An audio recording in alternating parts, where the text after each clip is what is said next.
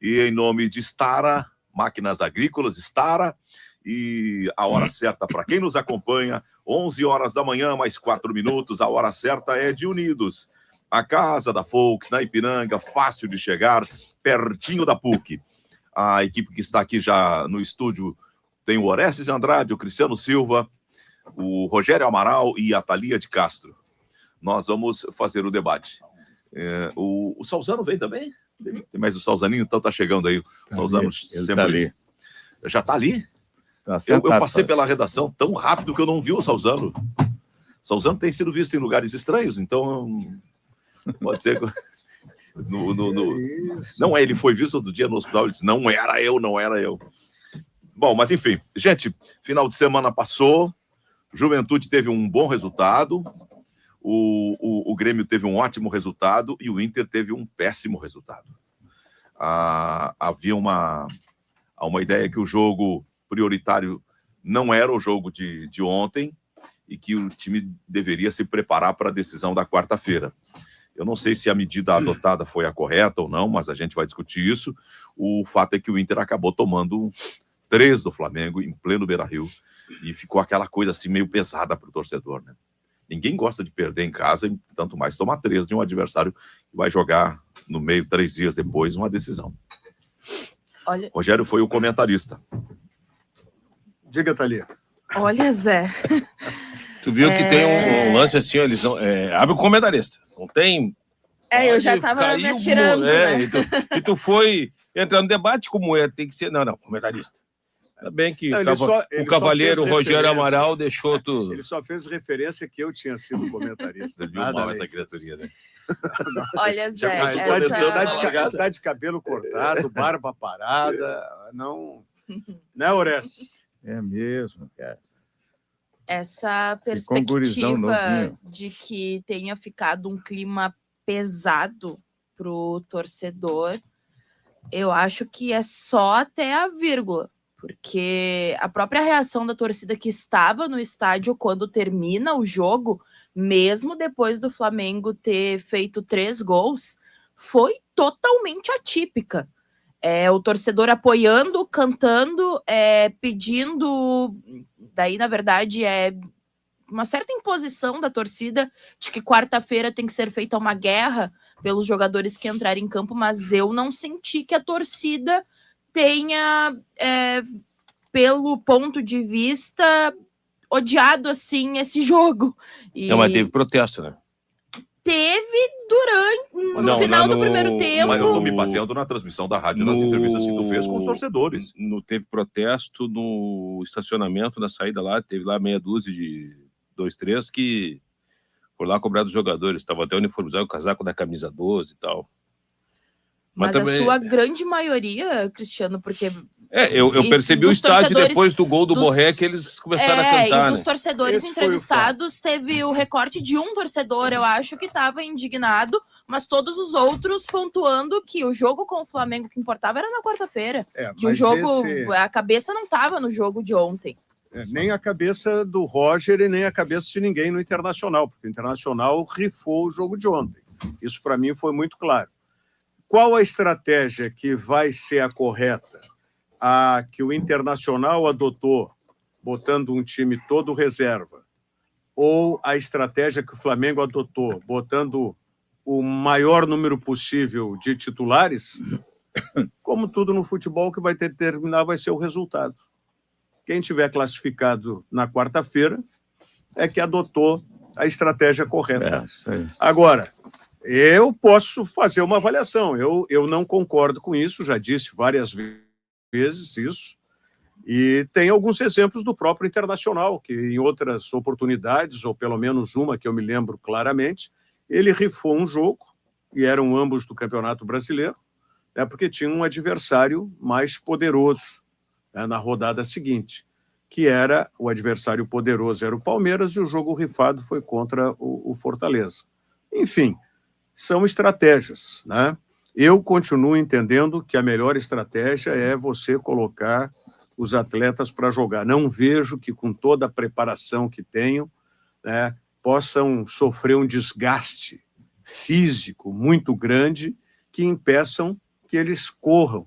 Então, se eu considerar isso, eu tenho que entender que aqueles que não entraram no jogo de ontem, que aqueles que não concentraram, inclusive, para o jogo de ontem, vão ter superpoderes na quarta-feira, sabe? Então, é algo que eu respeito cientificamente as análises que são feitas, mas eu vejo que tem... Tu tens um respeito científico pelas análises? Eu penso... Mas claro que se eles são... Se a análise é feita com base, e vou dar um exame só, o tal de CK, tá? Tem outras avaliações que são feitas. Com base em quê? Eu presumo que seja com base científica. Mas é a teoria da eliminação do risco, né, Rogério? Mas a teoria da eliminação do risco, aí é que eu quero chegar. O Internacional, me parece que ele não está indo para o risco. Ele não foi para o risco lá no jogo do Rio de Janeiro, tá? E no jogo de ontem, muito menos ainda. Qual é o risco que correria o Internacional? De lesão, de desgaste? Isso é a base científica. Emocional, daqui a pouco joga com o time titular e perde do mesmo jeito para o Flamengo? Aí já fica a questão abalada. Desculpe, Oreste, foi o que disse o Felipe Luiz. Para o Felipe Luiz, o jogo de quarta-feira já começou ontem. Mas claro, ele tem um grupo de 40 craques, aí é fácil. Eu penso o seguinte... 40 craques também não, ele não tem um grupo de 40 e alguns nem são tão craques assim, né? Tu pega alguns jogadores, a maioria mas tudo bem. E o Internacional não tem bons jogadores? Para mim, num time titular para fazer frente ao Flamengo, então não precisamos nem jogar quarta-feira. Para mim, o Felipe Luiz e o Flamengo pensaram aquilo que eu pensava.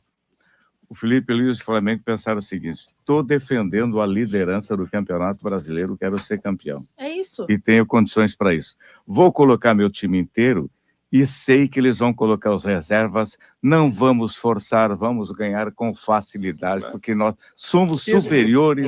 E pode acreditar, foi isso que ele pensou, cara. Sabe, e agiu corretamente. 15 minutos decidiu o jogo. E tem outro ponto em relação a isso, ao que o Felipe Luiz pensou. Felipe Luiz, para a primeira partida contra o Atlético Mineiro na Copa do Brasil, não foi com a força máxima do time do Flamengo. Ele foi muito criticado pela própria torcida do Flamengo por ter feito isso, por ter, consequentemente, sido eliminado da Copa do Brasil e tem uma pressão muito grande. Já foi dito indiretamente pelo próprio Felipe Luiz que a prioridade do Flamengo no ano é o Campeonato Brasileiro. E a Libertadores.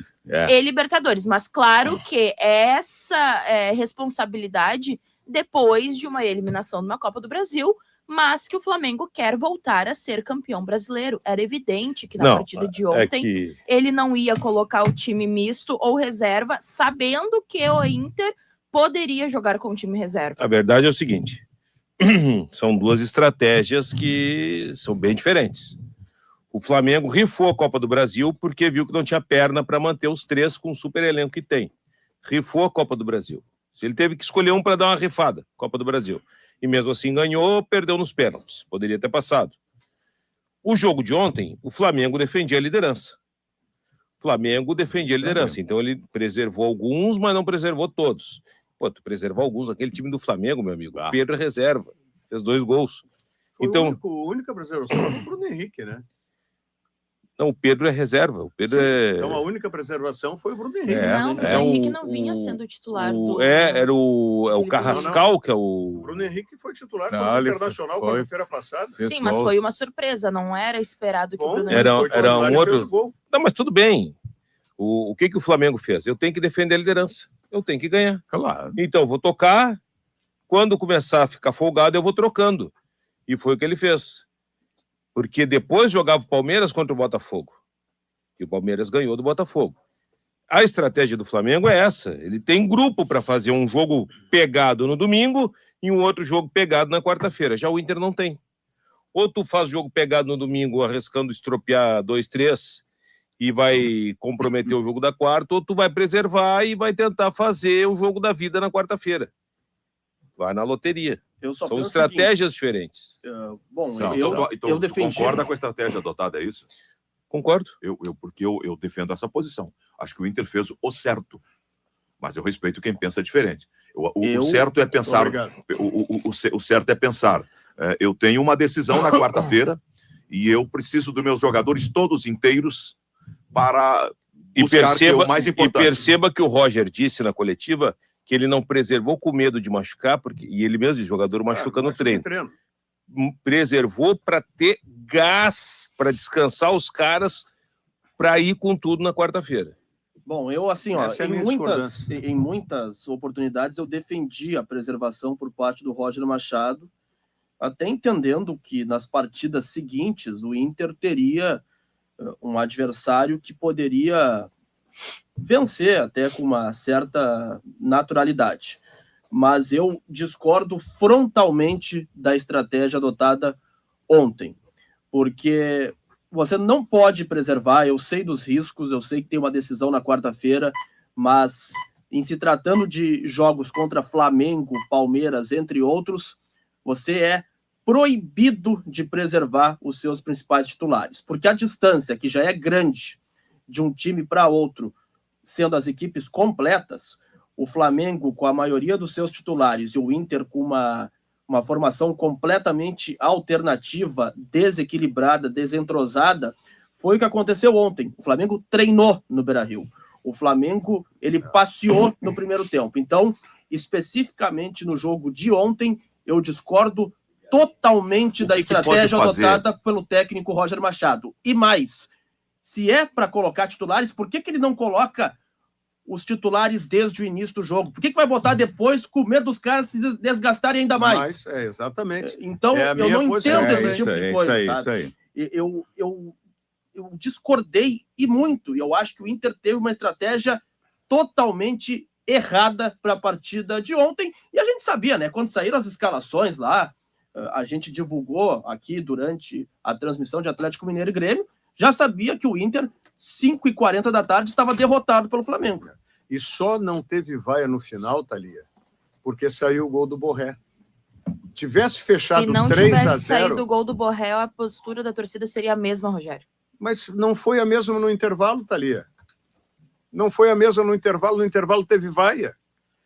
Termina aquele gol. É que o final do jogo é o ambiente diferente, porque já se prepara para a próxima partida. No intervalo ainda é muito o comportamento da torcida com o que está vendo. O pós-jogo, quando termina, é a postura que o time está tendo para o próximo jogo. Respeito a tua opinião, mas discordo frontalmente dela. Tenho convicção que, terminado em 0 o Internacional, teria vaia no final do jogo. Só não houve, no meu entendimento, a vaia. Por quê? Porque entrou um Alan Rodrigues, entrou um Bernabei, que deram uma movimentação, um alento, e complementou-se com o gol do Borré. Por isso que terminou em alta aquele momento, o gol já nos acréscimos. Tivesse finalizado 3-0... Quantas pessoas estavam lá? O Flamengo, 22.241 torcedores. 2.000 flamenguistas. E aí o Flamengo deixou de fazer pelo menos mais uns 3 gols, né? Se o Flamengo força no primeiro tempo, ele faz 5. Como é que um time inferior enfrenta um time superior? Como é que um grupo que tem menos alternativas enfrenta um grupo que tem mais alternativas? Depende, qual é o jogo que tá falando? A compensação das diferenças se dá pela superação física, pela mobilização e pelo mental. Peraí um pouquinho. Eu te fiz uma pergunta. Existem 2 situações. Um time inferior, como foi ontem, no enfrentamento contra um time superior. E um time inferior, como vai ser na quarta-feira, no enfrentamento de um time superior, num outro contexto. É diferente. Tu tem que colocar o contexto. Como é que o Inter de ontem enfrentou o Flamengo? Não enfrentou, ele rifou e botou, vai ali, joga do jeito que quiser, porque não tinha entrosamento. No jogo da quarta-feira. Porque não tinha entrosamento. No jogo da próxima quarta-feira, bom, aí este time inferior, ele tem que fazer o jogo da superação. O jogo da superação é tu entregar do início ao fim. É o jogo do erro zero. E para fazer isso? É o jogo do erro zero. O que é o jogo do erro zero? A bola ficou na frente, tu tem que guardar. Tu não pode tocar para fora. Porque tu não sabe se tu vai ter outra bola para guardar. E lá atrás, na defesa, tu não pode vazar. Porque se tu tomar um gol, tu não sabe se tu vai conseguir fazer. Esse é o cenário ideal. Jogando em casa, apoio a torcida. Esse, para mim, é como é que um time inferior tem que jogar contra um time superior. Ontem eu não conto. Ontem foi... Para fazer isso tem que estar inteiro, descansado, repousado, dormido, com a musculatura em dia, com o corpo em dia, para fazer esse jogo de encurtar a diferença, reduzir a diferença. Isso é história do futebol. Tu tem que estar fisicamente pleno. E não só física, é mais do que fisicamente. É mentalmente acima de tudo. Aí é que tá. É mentalmente acima de tudo, concentrado, com uma postura mental é fogo. Com uma postura que vá transmitir vontade, que tu está ligado no jogo, que tu está dentro do jogo, sentindo o jogo. Porque vai ser um Beira-Rio completamente diferente do que estava ontem. Uma recepção completamente diferente. Para mim, a única justificativa para não jogar com os titulares, eu não aceito a questão física. Os caras são treinados e preparados para isso. A única questão para mim que pesa é o emocional. Jogasse com o time titular ontem e já fosse derrotado pelo Flamengo ontem mesmo, já entrava com o emocional quarta-feira lá embaixo. Mas é que ainda assim são dois contextos diferentes. Eu escutei tu falar isso e eu concordo. Se tu coloca o titular ontem e toma um sarrafo, tu já vai lá com os pés da égua com o teu emocional. Então, eu acho que isso aí também, pesou. Sim, porque são contextos diferentes de disputa. Ontem valiam 3 pontos. Mas não é nem contexto quarta diferente. Vai valer a classificação. Eu acho que o contexto é diferente, evidentemente, mas eu vou botar o titular porque eu vou entrosar. Toma 2-0 dentro do Beira-Rio.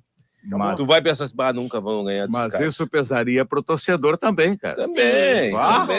Mas o torcedor já esgotou os ingressos para quarta-feira. Antes do jogo de ontem. Sim, mas se tu põe titular, metade eu fiz check-in, mas não vou. Não vai. Porque eu já vi que não vai dar. Tudo bem, mas mesmo assim, o contexto de quarta-feira é ingresso todos vendidos, mas quantos vão confirmar dos que fizeram check-in? Não, em cima do que aconteceu ontem com o time reserva, acho que vai todo mundo.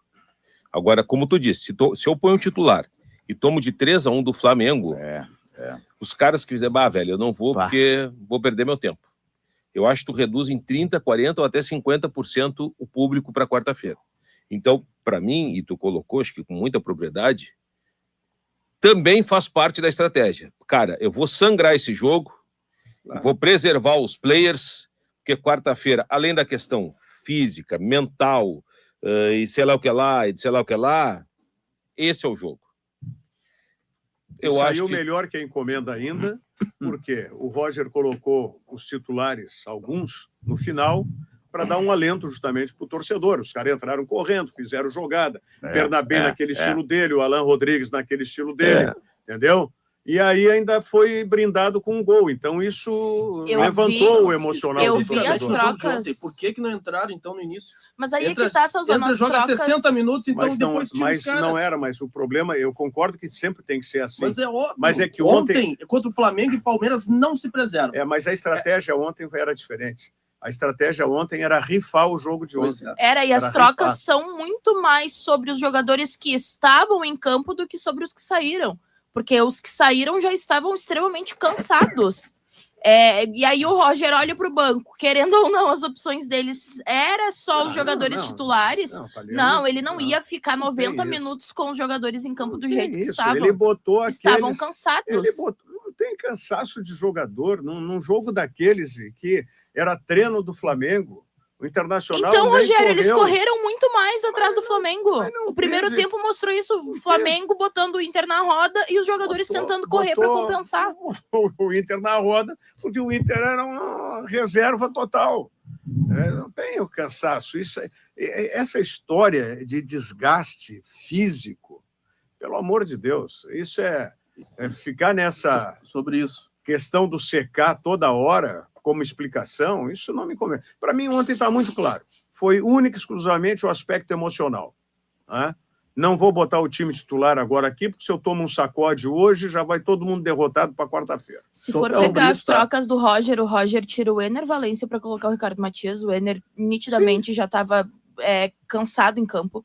Ele já não teve uma bola que ele não consegue arrancar do meio de campo para puxar o contra-ataque junto com o Bruno Henrique, porque ele para, ele não acompanha. O próprio Bruno Henrique, que correu bastante no primeiro tempo, e aí a gente fala da função da intensidade que o Bruno Henrique tem abaixo.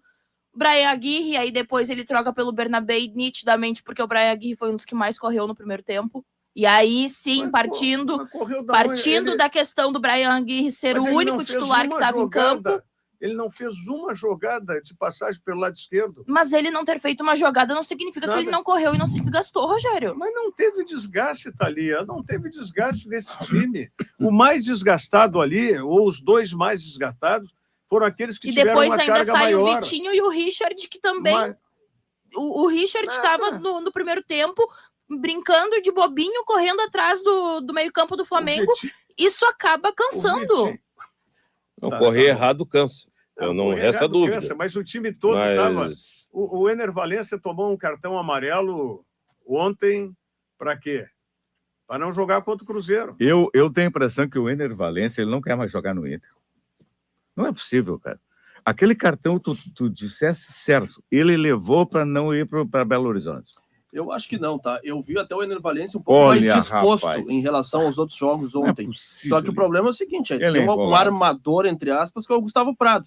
A bola vai chegar como nele? Mas só por mágica. Mas é aí que eu estou dizendo que foi um dos jogadores, ele e o Bruno Henrique, foram os mais desgastados nesse jogo. Entendeu? Então, agora o Gustavo Prado não ficou até o final? Sim. Olha, o Gustavo Prado, para mim, foi uma dos pontos altos do Inter. Chutou. Mas atacante, né? Sim, como atacante. Ele não é meio. Exato. Ele foi colocado, improvisado numa função que ele não é dele. E aí, claro que vai sofrer o Vitinho, vai sofrer o Borré, lógico. Vai sofrer o Valência. É lógico que a bola não chega com qualidade. Que esse jogo de ontem, ele vai ganhar um peso. É na quarta-feira, quando o juiz apitar, terminou, quem passou, passou, quem não passou, ficou. Aí eu vou dizer, fez certo o Roger, rifou. E também não sei se eu vou condenar, vai depender de como é que vai ser a eliminação. Agora, se tomar 3 do Flamengo dentro do Beira-Rio na quarta-feira, aí tu tem que fazer o seguinte, velho. Começa a dispensar a galera e pensar no ano que vem. Agora, se classificar... Para mim, mostrou ontem algumas individualidades, assim, o Ener Valencia não dá mais. Não dá, cara. Não dá mais. Ou joga, ele nunca joga. A bola não chega. Não sei o quê. Se não chega, vem buscar, velho. Se não chega, vem buscar. Tu tem qualidade para isso. Como é que o Ricardo Matias no Maracanã segurou os caras lá? Não chega, vem... não chega, e não dá, e não chuta, e não vai, toma um amarelo. Borré, fez o gol. O Borré parece uma piorra. Ele vai assim, vai, e não consegue pegar ninguém. Sabe quando brinca de pega-pega, de polícia ladrão, ele vai, tenta pegar e não pega? Não tem objetividade nenhuma. Mas cara, vamos combinar, não tá dando, né? A grande chance é quarta-feira. Não tem grande chance para quem? Pro Borré? Não vai jogar, não pode jogar. Não, mas se entrar no segundo tempo. Mas se entrar no segundo tempo é porque nós estamos perdidos. Eu quero que no segundo tempo entre o Richard para segurar 2-0 o Inter, põe para segurar, para balançar. Eu não quero empilhar Borré e Valência, porque aí nós estamos lascados. Eu como único colorado da mesa, aí nós estamos lascados. Ou nós, Rio Grande do Sul, como queiram. Se eu começar a empilhar atacante contra o Flamengo na quarta-feira, é porque já era. Então eu quero que o Ricardo Matias dê conta, que o Tabata dê conta, que o Wesley lá pelo lado esquerdo. Esse vai ser o jogo, velho. Esse vai ser o jogo. Flamengo ontem, rifou. Internacional mesmo classificando, independente se for nos 90 minutos, se for nos pênaltis, eu continuo, né, com a mesma ideia que tem o Salzano. Você entra com os jogadores titulares e vai poupando à medida que o jogo se assente. Tá? No caso de ontem, eu reconheço única e exclusivamente pelo lado emocional. Só por isso. Não, pode ser que se o jogo ontem fosse contra, sei lá, o Santos, eu tivesse colocado um outro pensamento, era contra o Flamengo. Essa maratona já estava ali, 3 jogos seguidos com o Flamengo. Não adianta. E assim, mas é um jogo... Nós temos as posições tão claras, mas é um jogo que dá para fazer algum tipo de extravagância no sentido organizacional. Qual é o jogo que tu está falando desse ou de quarta? Não, eu estou falando de quarta. De ontem eu não vi, eu estava narrando o jogo do Grêmio aqui, depois estava deslocando, fui no mercado. Me chamou a atenção. Mas o jogo da quarta, gente, se o Inter ganha do Flamengo, ele ganha daquele clube que tem um orçamento de mais de R$1 bilhão. Tá, mas qual é a extravagância de fazer?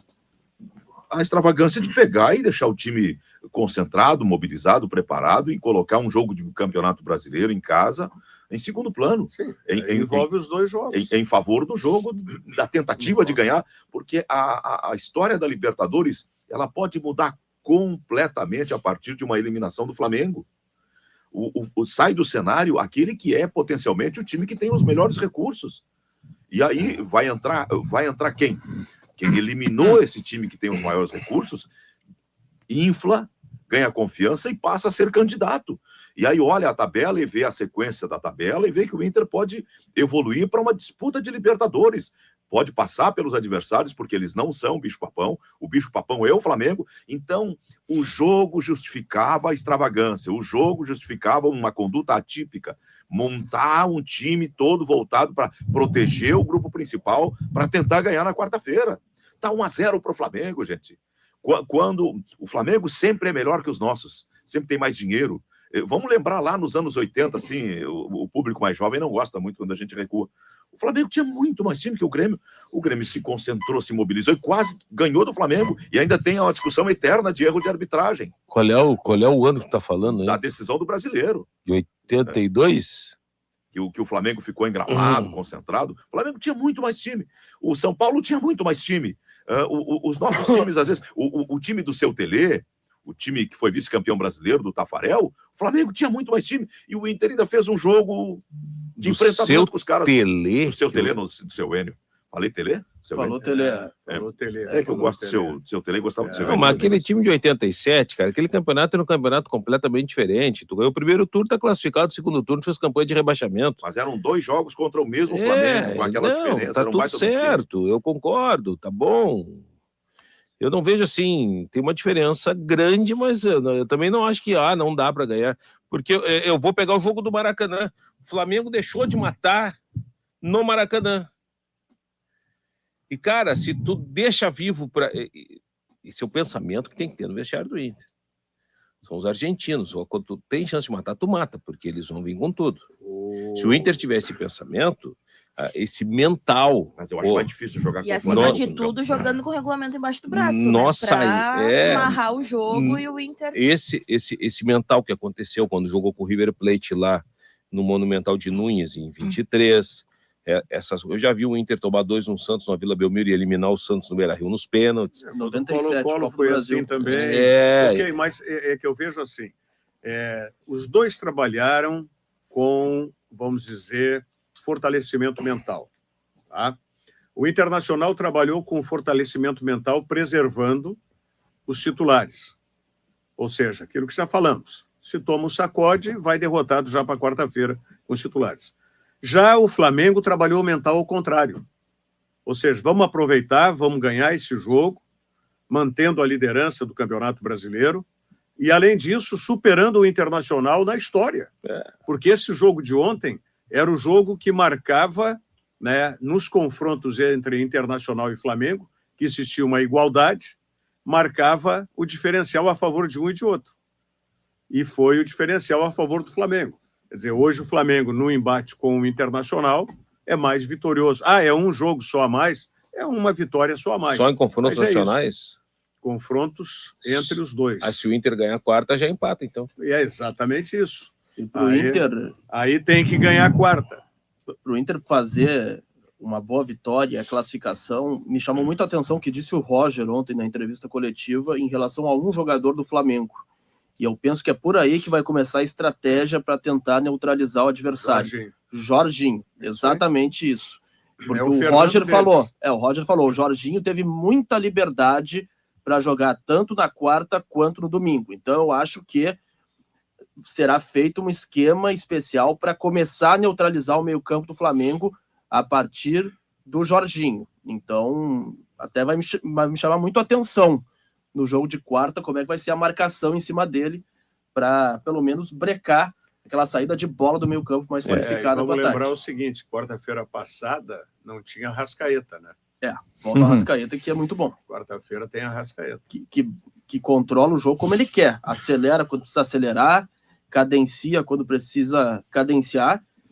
E volto a dizer aqui, o Inter precisa fazer um jogo beirando a perfeição para conseguir passar. E eu vi isso apenas uma vez na temporada até agora. Um jogo que o Inter propôs e que teve muito êxito. Foi o Grenal da final do Campeonato Gaúcho, o jogo da Arena.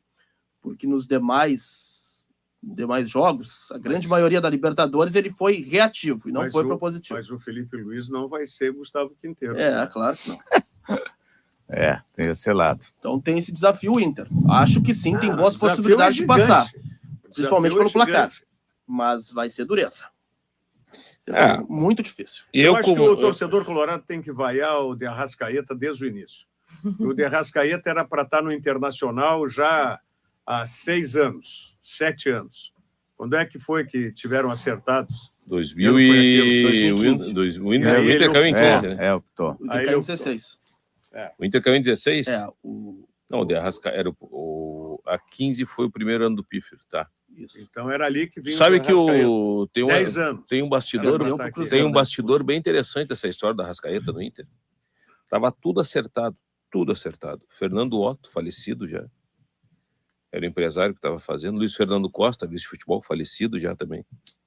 Estava em Bento Gonçalves. O Luiz Fernando Costa, pré-temporada do Inter, jantando e já meio que comemorando a contratação da Arrascaeta, seria o referencial do time. Fernando Otto liga, o Cruzeiro atravessou e ele está indo para o Cruzeiro. E naquela noite o Luiz Fernando Costa infartou. E foi para o hospital lá em Bento, botou, sei lá, quantos pontos a fena, enfim, infartou. E veio a falecer uma semana depois, né? Sim. Não estou dizendo que foi por isso que morreu o Luiz Fernando Costa, mas isso pode ter sido a gota que transbordou um coração já que estava por estourar. O Luiz Fernando Costa era uma pessoa muito querida, mas muito estressada, né? Ele era advogado da federação, do sindicato dos clubes, então sofria de enxaquecas crônicas. Mais uma razão para vaiar o De Arrascaeta, então, quarta-feira. Eu vou dizer o seguinte... Bom, não sei se vai adiantar. Não sei o que eu acho o seguinte... Força mental, mas vai ser um jogo que o Beira-Rio de ontem não vai ser o Beira-Rio de quarta. Não, claro que Flamengo vai sentir na quarta-feira como se fosse um outro estádio. Mas é o mesmo. Não, mas espera um pouquinho, o ambiente é outro. A chegada vai ser diferente. Agora, vai depender muito do torcedor também. Eu acho que torcedor de teatro vai para São Pedro. Eu prefiro 25 mil que cante do início ao fim e pressione do que 50 mil que fique só no... Mas por isso que eu estou falando, tem que vaiar o Arrascaeta desde o início. Tem também vaiar o Arrascaeta, cantar para o Inter do início ao fim. Canto para o Arrascaeta, tem... Agora, torcedor de teatro, meu. Pois é. Sabe? Que só faz festa lá na Ruas de Fogo, dentro do campo, fica só aplaudindo. Não, é melhor não ir. Então, que vá 25 mil de fé e que empurre do que 50 mil, 150% boi corneta. Mas assim, sobre esse torcedor de teatro que tu te refere, eu até tenho lido muitas críticas nas redes sociais em relação ao espaço Coração do Gigante. Ontem, mais uma vez... Que ali tem um espaço de torcedores, assim, que pagam um valor maior para assistir, mas que aí tiram foto com o jogador adversário, que pedem camisa também de jogadores. Inclusive, a camiseta do Arrascaeta foi uma das... Então, eu tô notando muitas críticas em relação a isso, tá? Nas redes sociais, em relação a esse espaço. Eu não sei nem onde é que fica o espaço Coração. Onde era a antiga atrás social. da Casa Mata. A antiga social. E aí o espaço mais caro. Isso.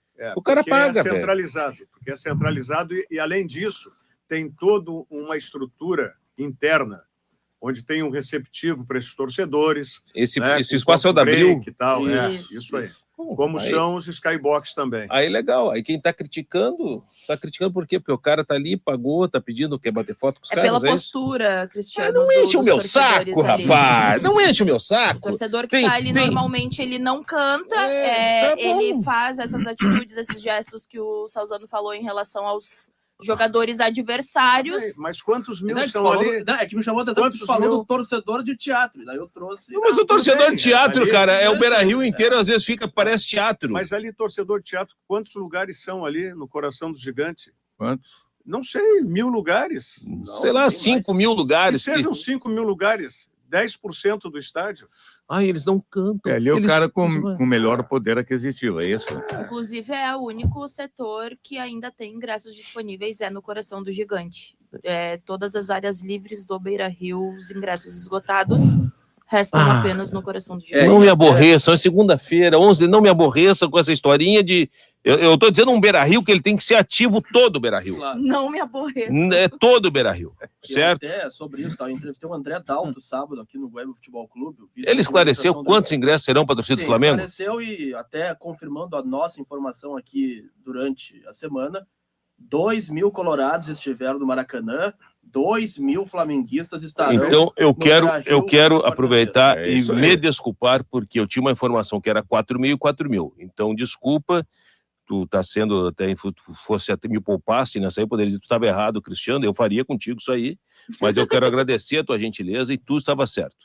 Porque eu tinha uma informação que era 4.000 lá e 4.000 aqui, mas não tem problema. O André Dalto explicou aqui, disse que na quarta os portões abrem 6h30, que é para o torcedor, quando for possível entrar, o mais rápido possível no Beira-Rio, para evitar aquela aglomeração de última hora. Principalmente por ser o jogo de maior público depois da implementação do reconhecimento facial, que ainda gera alguns problemas de atraso para o torcedor entrar no estádio, mas com um público de 50 mil, aí a atitude eu sei de que era uma quarta-feira à 3 noite, mas acho que vai ter churrasco ali antes do meio-dia, aquela coisa. Com certeza. Depende do tempo, né? É.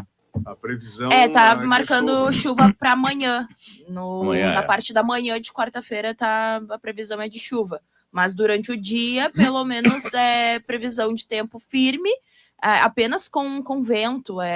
Aquele vento tradicional já que tem ali perto do estádio Beira-Rio. Pelo meu aqui, a previsão está sendo de 70% de chuva. Nossa, na hora do jogo? Vamos ver agora aqui. Mas igual, esse é um jogo que com chuva, sol, enfim, esse apelo da partida vai levar mais de 50 mil pessoas, com toda certeza, faça chuva, faça sol, e por aí vai. Então, clima de decisão na quarta-feira, e se eu fosse o Roger, se tiver condições de começar o jogo, eu botaria o Carboneiro no lugar do Wesley. A única troca que eu faria. Eu escalaria o time da seguinte forma, tá? E entrou muito bem o Wesley ontem. Inclusive, foi responsável por aquela jogada, não é? Ele conduziu todo, não me lembro se foi... Quem é que chutou? Foi o... Na trave? Foi o Borré? Não, na trave foi o Alan Rodrigues que fez a jogada. Não, uma que o Wesley conduziu, livrou 3, 4 jogadores do Flamengo e entregou na área. Eu não me lembro se o Valência ainda estava ali, foi para o Valência. Foi a jogada que e o Wesley entrou bem. Eu não tiraria o Wesley. Mas eu colocaria o seguinte time, tá? Rocher, Aguirre, Vitão, Juninho, Bernabei, Maia, Alan Rodrigues, Alan Patrick, Tabata, Carboneiro e Ricardo Matias. Esse seria o meu time para começar a quarta. Eu não começaria com Carboneiro. Não sabe as condições. Segundo tempo. Não sei nem se ele vai ter condições de ser uma arma para o segundo tempo. Teve uma lesão muscular. Mas está evoluindo bem. Tá bom, estar evoluindo bem não é estar 100%. Eu começaria com o Wesley na esquerda. Exato, Wesley na esquerda e Tabata na direita. Ali ele rende bem mais, nossa senhora. E um rosário na mão, né? Começando a novena já. Errou zero, né? Não pode errar nenhum. O ouvinte está falando que 70% é a possibilidade da chuva. Sim, o ouvinte sou eu. O ouvinte sou eu. O ouvinte sou eu. Eu sou o ouvinte. 4-4-2. Eu sou o ouvinte, porque eu disse exatamente isso faz 10 minutos. Eu não sei se uma chuva na hora do jogo seria interessante para o Inter. Não, mas olha aqui, ó. A previsão de chuva depois, a partir das 6 horas... como disse a Thalia, é vento. Previsão da chuva até às 6 horas da manhã. Depois, o tempo fica estável com vento no final da tarde. É isso aí. Aí chega a abrir sol, inclusive. Aí, meio-dia até 2, 3 horas é o vento, abre sol de novo e depois não tem chuva. Olha, depois é só nublado. Eu tenho que saber, porque eu tenho que ir pro Beira-Rio, eu tenho que ver qual é o carro. Tem 2 que não estão funcionando limpador de para-brisa. Então nós temos que ver aí. Vai fazer de lá, Cristiano? Escalado para fazer de lá. Tá certo, é isso aí. Mas se chover é o seguinte, tá? E tem uma característica que me irrita muito no time do Inter. Uma só característica que te irrita? Sim, tá bem, porque eu tenho várias. Essa é uma das principais. Eu acho que o time O inteiro Inter tem uma dificuldade muito grande e se tiver gramado molhado na quarta, Adeus, o Inter chuta muito pouco no gol adversário. O Inter arrisca muito pouco. É sempre aquele toque final e perdendo uma possibilidade de conclusão. Disso, escorrega constantemente já sem chuva. Então, acho que... Então, velho, perdemos. Se chover, não chuta, escorrega. 5-0 Flamengo. Nós estamos numa draga. Começou, Geni. Toca a perna na Geni. E não sei o quê. Não chuta, escorrega, e cai, e não corre, é velho, e rosca a bola, não cadencia. E que não sei o quê. 5-0 Flamengo. Rapaz. Desnecessário, tem que chutar mais, tem que testar o Rossi. Isso. Que é bom goleiro. Isso. Aliás, o Gustavo Prado ontem, ele recebeu uma bola, limpou, chutou forte, quase fez um golaço. Então, eu tinha recém pedido que acontecesse aquela jogada, lembra? Tu viu que ele te ouviu, era jogada, porque com a hora que passa o lateral, ele vai chamar a atenção de um marcador. Então, o Gustavo Prado estava toda hora com 2 em cima dele para fazer a jogada. Nesse momento, passou o lateral, abriu para o Gustavo, e foi uma baita defesa do Rossi. Não é sacanagem, Rogério. Sinceramente, não é sacanagem. Quando começa assim, o preâmbulo logo. é assim, imagina. Faz falta o Alan Patrick ontem, não? Naquele time, claro que faz falta. Num time de reservas, claro que faz falta o Alan Patrick. É evidente. Ele tinha o Romero no banco, então, né? Eu achei que ele ia botar o Romero, tá? Eu achei que ele ia escalar o Romero desde o início. Que ele, por Voltando exemplo... de lesão. Tá, mas não progrediu. Me fez uma pergunta eu acho que não vale a pena. Mas, vale a pena. Mas não, tu vai querer fazer isso. Mas segunda-feira. Vou pelo seguinte, a pergunta foi feita se fez falta. Sim, tu já ironizou, no time reserva faz falta. De reserva, claro. É claro que faz falta. Agora vamos lá, então. Tá, mas vamos seguir, né? Nada. Mas é claro, tem que ir, ele não sabe? Nada. Nós tem que andar, né, cara? São 15 meio-dia. Vamos ficar no Alan Patrick. Sobre o Alan Patrick... Vou te dizer, naquele time de reserva, Sim, ele é titular. Sobre o Alan Patrick, tá? Ele também foi retirado do jogo de ontem, controle de carga e tudo, mas ele tem algumas dores no joelho que estão lhe incomodando, tá? Então, ele também está sendo... Está tendo uma atenção maior por parte do departamento médico do Inter para que tenha a melhor das condições na partida de quarta. É uma dor que não impede de jogar, tá? Mas às vezes ela dificulta e ela limita alguns movimentos. É por isso, então? Não, eu tô dando uma informação. Não, tô dizendo, é por isso que ele tá com essa dificuldade. Então, é isso. Mas ele vai atrair, porque tu fizesse a pergunta específica do Alan Patrick ontem para o Felipe Luiz, técnico do Flamengo. E ele rasgou elogios para o Alan Patrick. Então, eu deduzo que ele vai designar pelo menos 2 jogadores para marcação em cima do Alan Patrick e mais um jogador na sobra. Acredito que seja isso. Então, você já tira 3 jogadores aí do Flamengo, porque 3 vão ficar em cima do Alan Patrick. Ou vai fazer aí um esquema para neutralizar.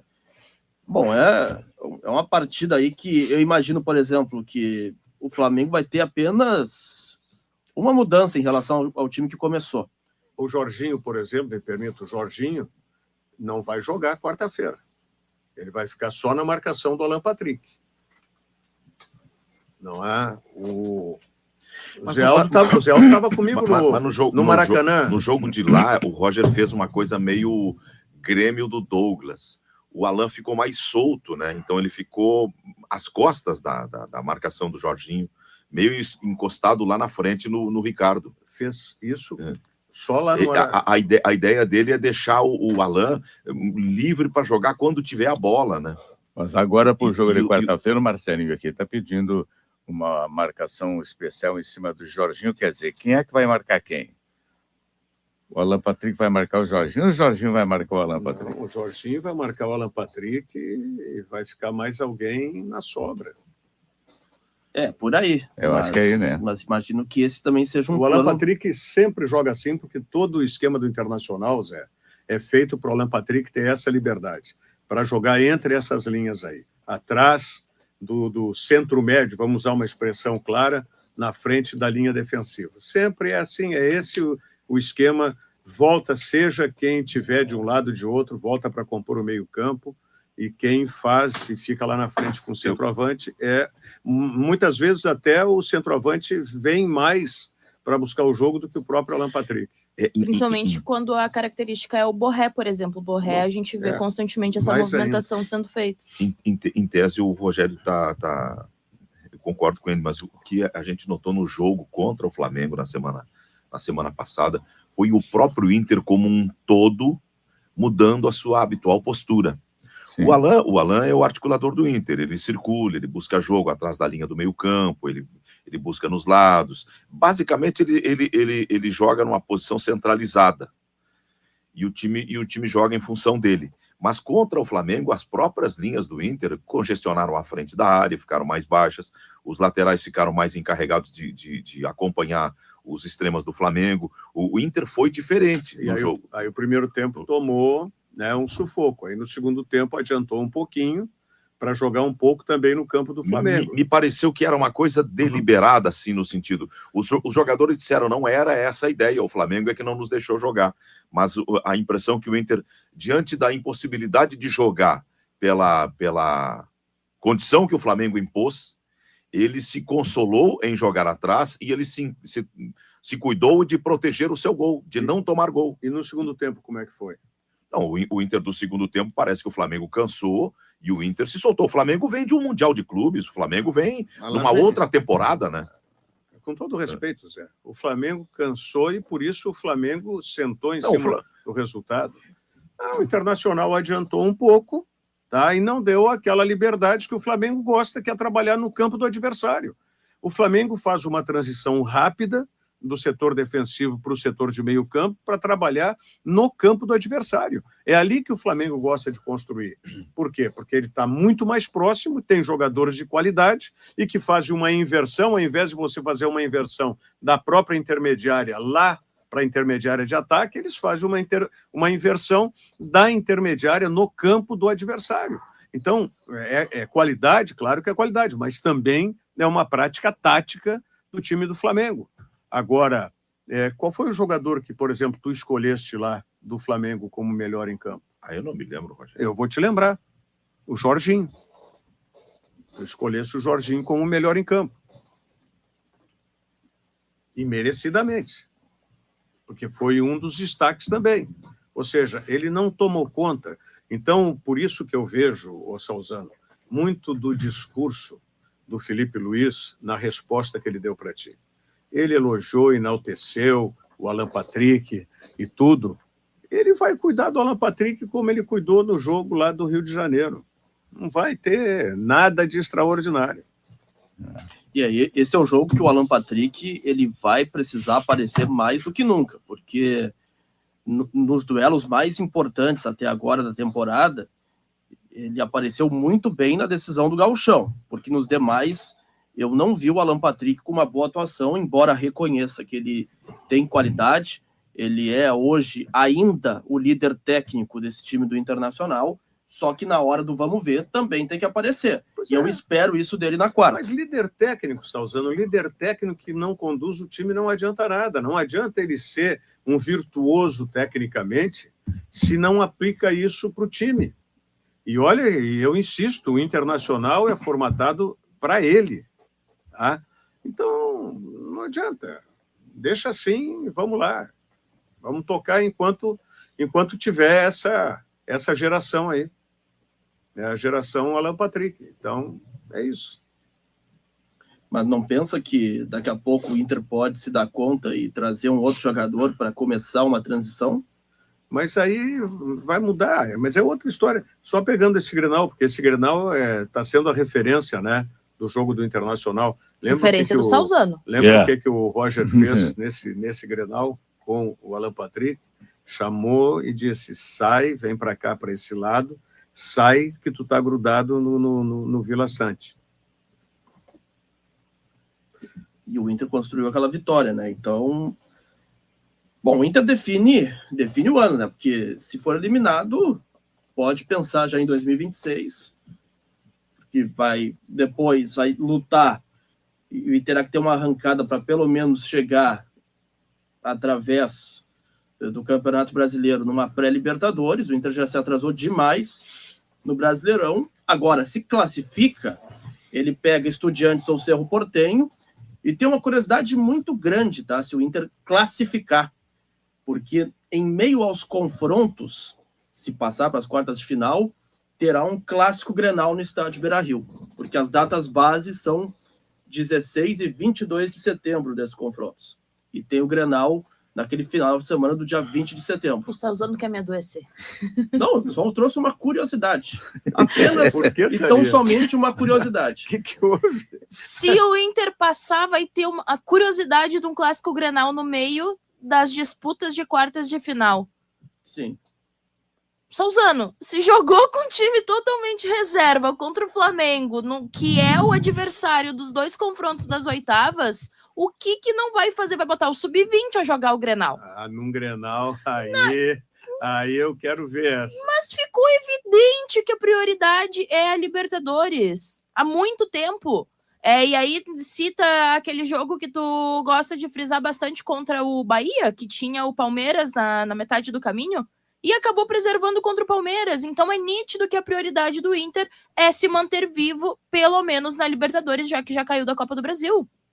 Campeonato Brasileiro, o Inter vai pensar se cair da Libertadores. Não, se não pensar, cai, né? Mas a competição vai restar, né?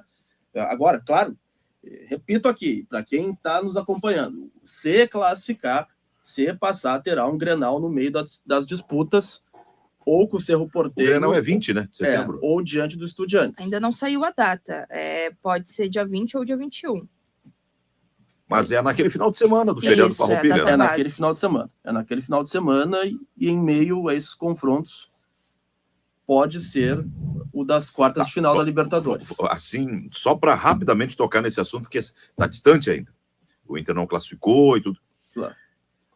O adversário que virá desse chaveamento não será um Flamengo. Dá para pensar diferente. Outra, o Grenal para o Inter tem um relevo que um jogo de brasileiro contra o Flamengo não tem. Então é claro que o Inter não vai jogar 100% com reserva. Pois é. A torcida não vai deixar, a direção não vai deixar e o técnico não vai querer. Por que esse sentimento, Zé? Porque o Flamengo é muito mais que os times que vêm. Olha quem é o adversário do Inter da próxima fase. Se o Inter passar pelo Flamengo. Eu acho que tem que ser eliminado quarta-feira e focar no Grenal. Foca no Grenal. Se prepara para daqui um mês jogar o clássico Grenal. Esse joguinho de mequetrefe, quarta-feira aí com o Flamengo, aí joga no Grenal, velho. Grenal Farroupilha, lá e pai, pum, dia 20 com tudo. Tem que ver. O que tem que ver o quê? O Grenal é lá. Porque já estão num exercício de futurologia, passando pelo Flamengo, entre o confronto com o Cerro, Estudiantes e o Grenal. Aí eu vou citar, vocês vão me enlouquecer. Não, eu já estou enlouquecido. Vocês vão me enlouquecer. Não era tudo concentrado para quarta-feira? Não, mas já estão. Aí o Rogério já quer. O Zé Aldo já quer botar poupança. O peso Grenal e o peso do jogo contra o Flamengo vai botar reserva, porque o Grenal é 3 pontos. Tem que ser eliminado já quarta-feira e vamos focar no Grenal. Vamos no Grenal, lá o clássico do dia 20 de setembro, pelear e aquela coisa, e bababá. Eu só trouxe aqui uma curiosidade calendário, só isso. Nada além disso. Tá, então... não tem que sofrer o Grenal, tem que deixar essas Grenal, Libertadores, eu só trouxe essa curiosidade. Agora, não adianta a carroça, não podemos... Isso. Então, apenas... botar na frente dos boi, calma. Apenas esse pensamento aí. Bom, meio-dia, já temos 11h58 agora. Não esgotamos o Inter, esse é o assunto que vai dominar as nossas falas, as nossas análises ao longo das próximas horas, dos próximos programas. Mas tem um assunto aí que eu acho que é muito pertinente. Uma tal vitória que aconteceu lá em Belo Horizonte, com um técnico que alguns queriam a cabeça na bandeja. Tu queria a cabeça na bandeja, meu padrinho. Como tu é cruel. Eu não falei nada disso. Queria derrubar não passa para mim, né? Não falei nada. Queria derrubar o Mano Menezes. Eu fico feliz que o Grêmio tenha vencido e achei interessantíssimo. Eu fico feliz que o Mano venceu. Já não, o Grêmio, Mano, o contexto geral. Porque, é o seguinte, sabe por quê, Cristiano? Se fosse ao contrário, 3-1 para a equipe do Galo, Tu acha que o Mano estaria faceirinho da vida? Não, olha, o Jean ontem na reportagem disse que aconteça o que aconteceu, o Mano fica, porque as contratações estão chegando. Muito obrigado. Eu venho dizendo isso desde segunda, de terça-feira. Eu também, quando se falava que vai ser demitido se perder o jogo, conforme a derrota vai ser demitido. Eu digo, gente, eu era um que achava isso. Não tem senso. Ele perdeu o jogo mais fácil para a direção demitir, que foi contra o lanterna da competição dentro de casa. Se a direção o manteve, é porque independe do resultado contra o Atlético. Eu disse semana, não, mas se perder, vai ser demitido, não sei. Bom, aí. Eu vou pegar ali o rebento, vou me autopunir, porque eu disse, vai cair. Eu como não disse isso, eu sou um ananá, schlept. Como eu não disse isso, mas fico feliz que o Mano tenha ganho o jogo, o Grêmio ganhando, porque agora eu não ouvi aquele que queria a demissão do Mano se manifestar em relação a isso. Pode ser que até meio-dia e 10 ali ele fale alguma coisa. Uns 3 gols mas ganhou e de virada e com autoridade. É verdade. Com autoridade. Eu estava viajando, estava ouvindo-os. Um time com uma atitude completamente diferente da que vinha tendo. Completamente diferente. Parece que deu resultado a reunião que aconteceu sem a direção no CT Luiz Carvalho.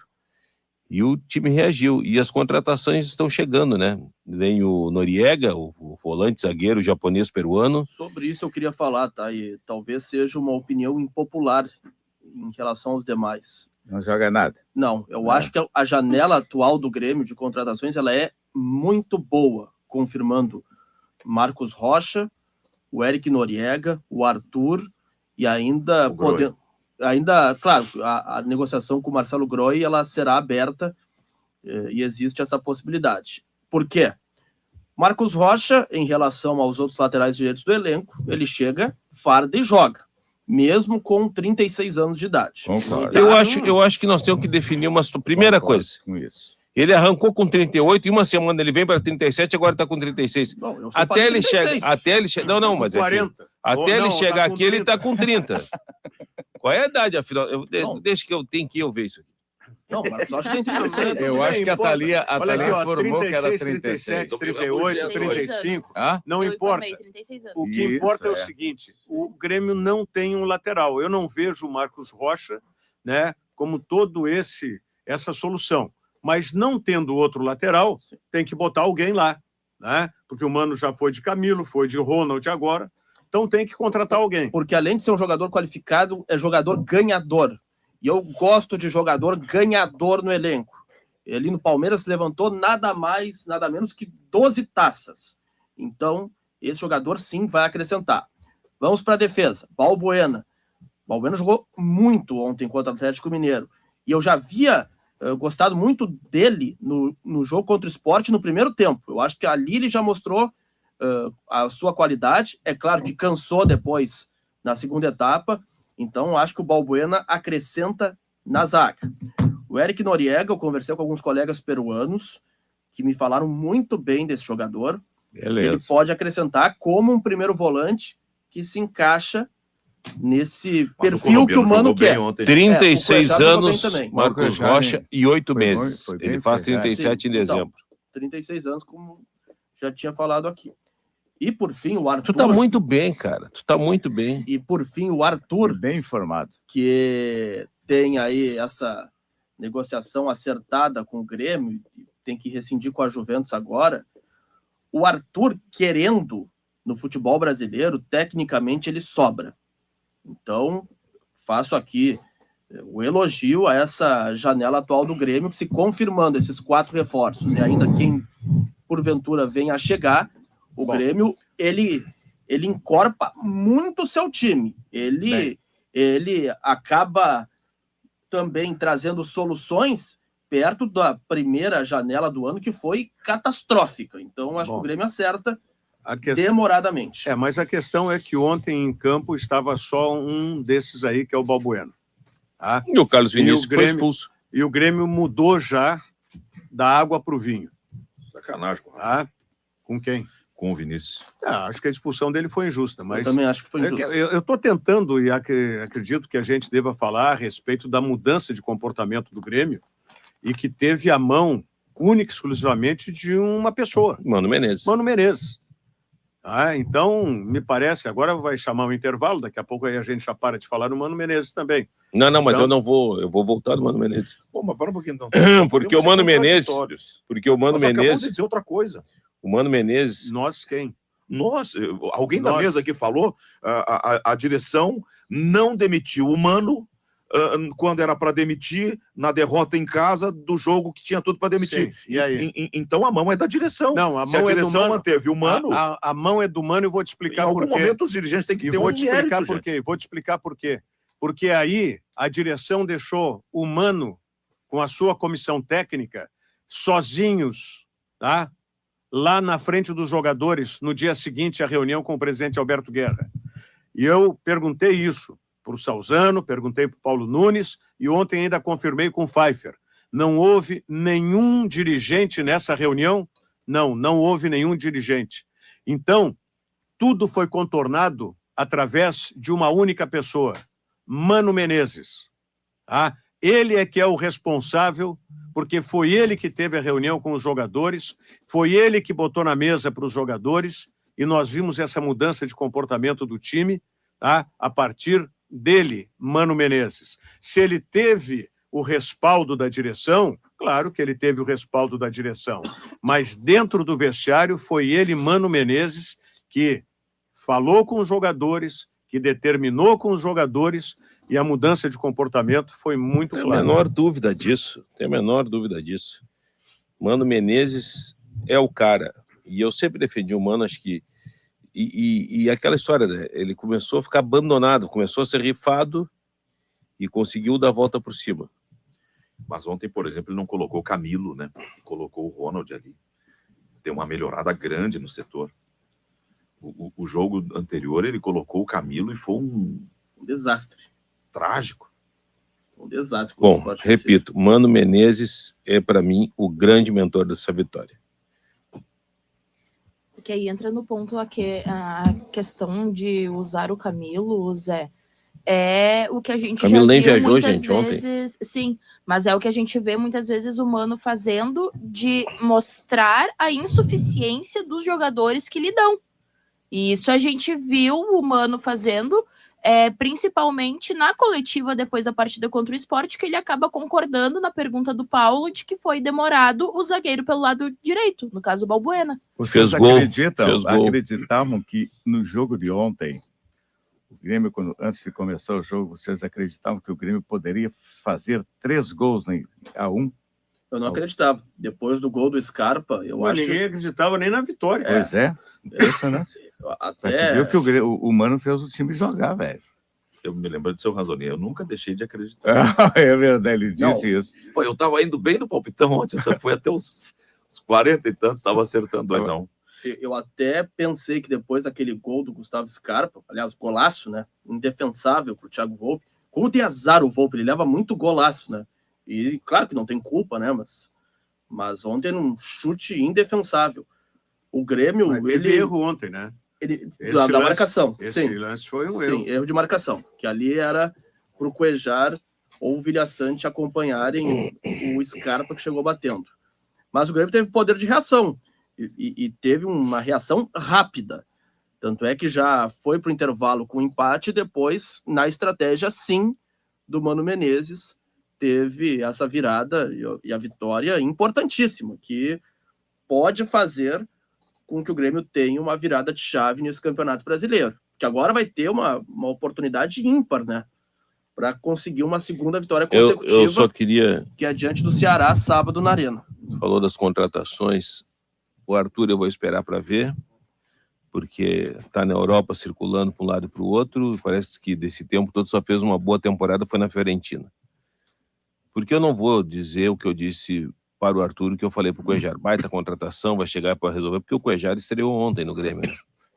Estreou ontem. E está aí desde fevereiro, né? Janeiro. Nós estamos em agosto. Então eu vou esperar o Arthur. E, sinceramente, para mim, o Arthur é uma bananeira que já deu cacho. Tá? Vale fazer uma diferenciação, né? O Arthur vem da Europa e o outro rapaz veio lá do Oriente Médio. Um nível de competitividade muito abaixo. Então, talvez o Arthur se coloque em condições de jogar competindo. Tá, mas qual é a grande temporada do Arthur? Foi a última, né? Ele foi emprestado para a Fiorentina, pela Juventus. Não, mas ele não estava mais na Fiorentina, agora ele não vem da Fiorentina. Ele estava num time agora pequeno. Da Juventus, não, ele é da Juventus, estava emprestado. Estava no Girona. Girona. Mas vamos lá. O Arthur, gente, o Arthur, exatamente, o Arthur foi do Barcelona, Juventus, Liverpool, Fiorentina, Girona. Ele se perdeu quando ele entrou no helicóptero do Neymar. Né? Quando virou passa do Neymar ali foi. Eu não sei quando ele se perdeu, mas ele se perdeu. Mas aí, como aqui no Brasil é o rebotalho, né? Vamos dizer assim, mas ele sobra no Brasil. Eu tô esperando um monte de cara que venha aí sobrar, né? Entre eles o Valência. Ele sobra no Brasil, eu tô esperando. Aí o Oscar sobrar no São Paulo. Mas vive machucado. Bom. Mas sabe que no Grêmio... Aqui o Brasil, os caras acham que aqui é o cemitério, né, cara? Não, vai sobrar porque lá só tem ruim. Não é bem assim. Mas no Grêmio, né, cara? Em terra de cego, quem tem um olho é rei, né? E eu posso falar isso porque eu sou cego de um olho, eu posso dizer que... Ele me impressionou. Ele jogou tão ou mais que o Maicon naquela passagem que mas, teve. cara, nós estamos falando de 2017, cara. 2017, a contratação agora 2025 para 2026. Né? E ele tem uma idade boa. Sim, mas tu não disse isso quando o Grêmio contratou o Luan. Recontratou o Luan. Não, mas aí o Luan são outros problemas, né? São muito Qual é o problema do Arthur? Que eu saiba, atualmente nenhum. Mas não consegue performar bem nos clubes, por quê? E lá é um europeu, não tem esse calendário maluco que é aqui, né?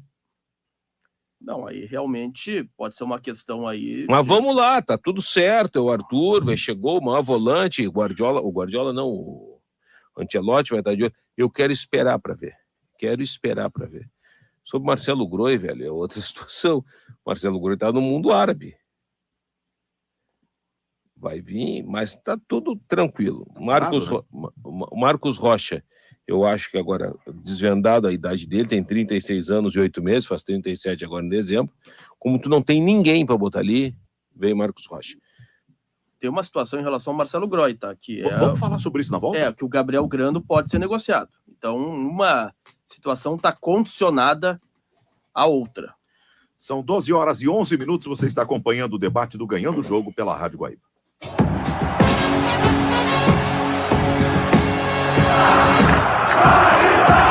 Tem futebol? Tô na Guaíba. Oferecimento Banrisul, Stara, Ótica Fertes, Ubra, Anrix, Trilegal, Dália Alimentos, Galeás e Martinox. Tem futebol? Tô na Guaíba.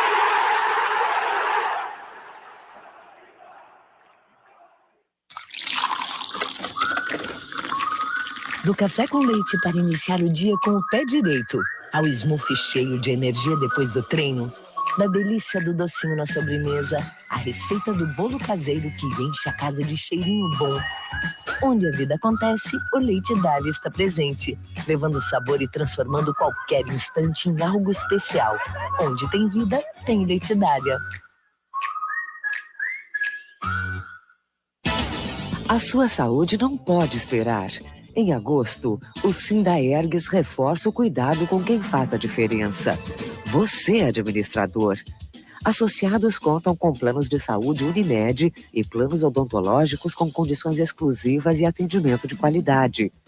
É hora de investir no seu bem-estar e no da sua família. Associe-se agora e aproveite todos os benefícios.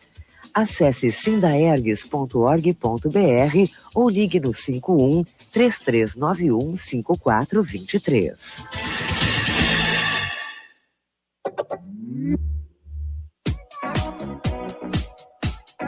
Quer ficar por dentro de todas as novidades da JBL? Então siga lá no Instagram, @JBL_Brasil e acompanhe os últimos lançamentos, promoções e muito mais. JBL, feito para ser ouvido.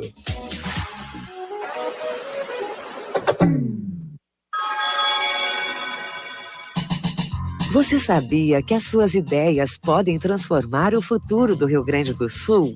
Agora você pode acessar a plataforma do Pacto RS25 e propor soluções para o crescimento sustentável do Estado. Lá você também apoia as propostas de outras pessoas e vota nas finalistas, que farão parte do relatório de diretrizes para a sustentabilidade. Acesse gov.br/Pacto RS25 e faça parte desta construção coletiva. Um convite à Assembleia Legislativa.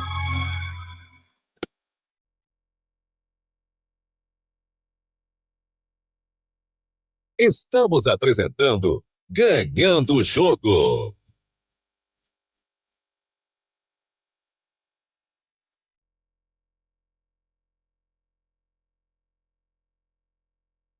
Meio-dia, 14 minutos, o debate do Ganhando o Jogo pela Rádio Guaíba, em nome de Produtos Dália, o melhor momento do seu dia. Eu falei Produtos Dália. Aqui também estamos por conta da Star, a confiança que nasce no campo. Máquinas agrícolas Star, com tecnologia de ponta para a sua lavoura produzir ainda mais e melhor. E a hora certa, para quem está conosco, meio-dia e 14 minutos, vai bater meio-dia e 15 já já. A hora certa é da Unidos, a casa da Volks, na Ipiranga, fácil de chegar, pertinho da PUC. Aí está o sinal do meio-dia e 15 minutos. Os ouvintes estão interagindo e mandando seus recados. Nós estamos falando sobre Grêmio, paramos para fazer o intervalo. E esse aqui está dizendo assim: o Arthur só jogou no Liverpool. O Arthur só não jogou no Liverpool. Ele tem bons números nos outros clubes. Pesquisem. É o David Bresolim, ele é de Gravataí. Abraço, Zé. Muito obrigado. Ele foi meio que colocado para fora nos clubes por onde ele passou, Bresolim.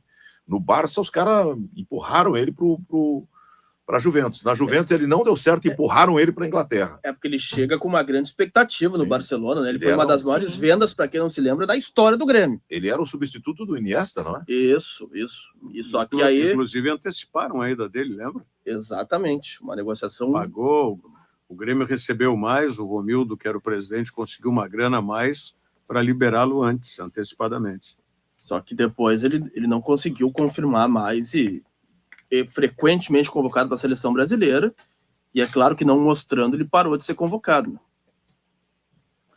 Esse aqui está dizendo, o Fábio de Santa Maria: subimos, Zé. Santa Maria há muito tempo precisava dessa alegria para tentarmos deixar para trás as tristezas. A cidade foi uma festa só. A noite foi pequena, diz ele. 14 anos depois, o Inter de Santa Maria de volta. Tudo, né? Isso? Sim.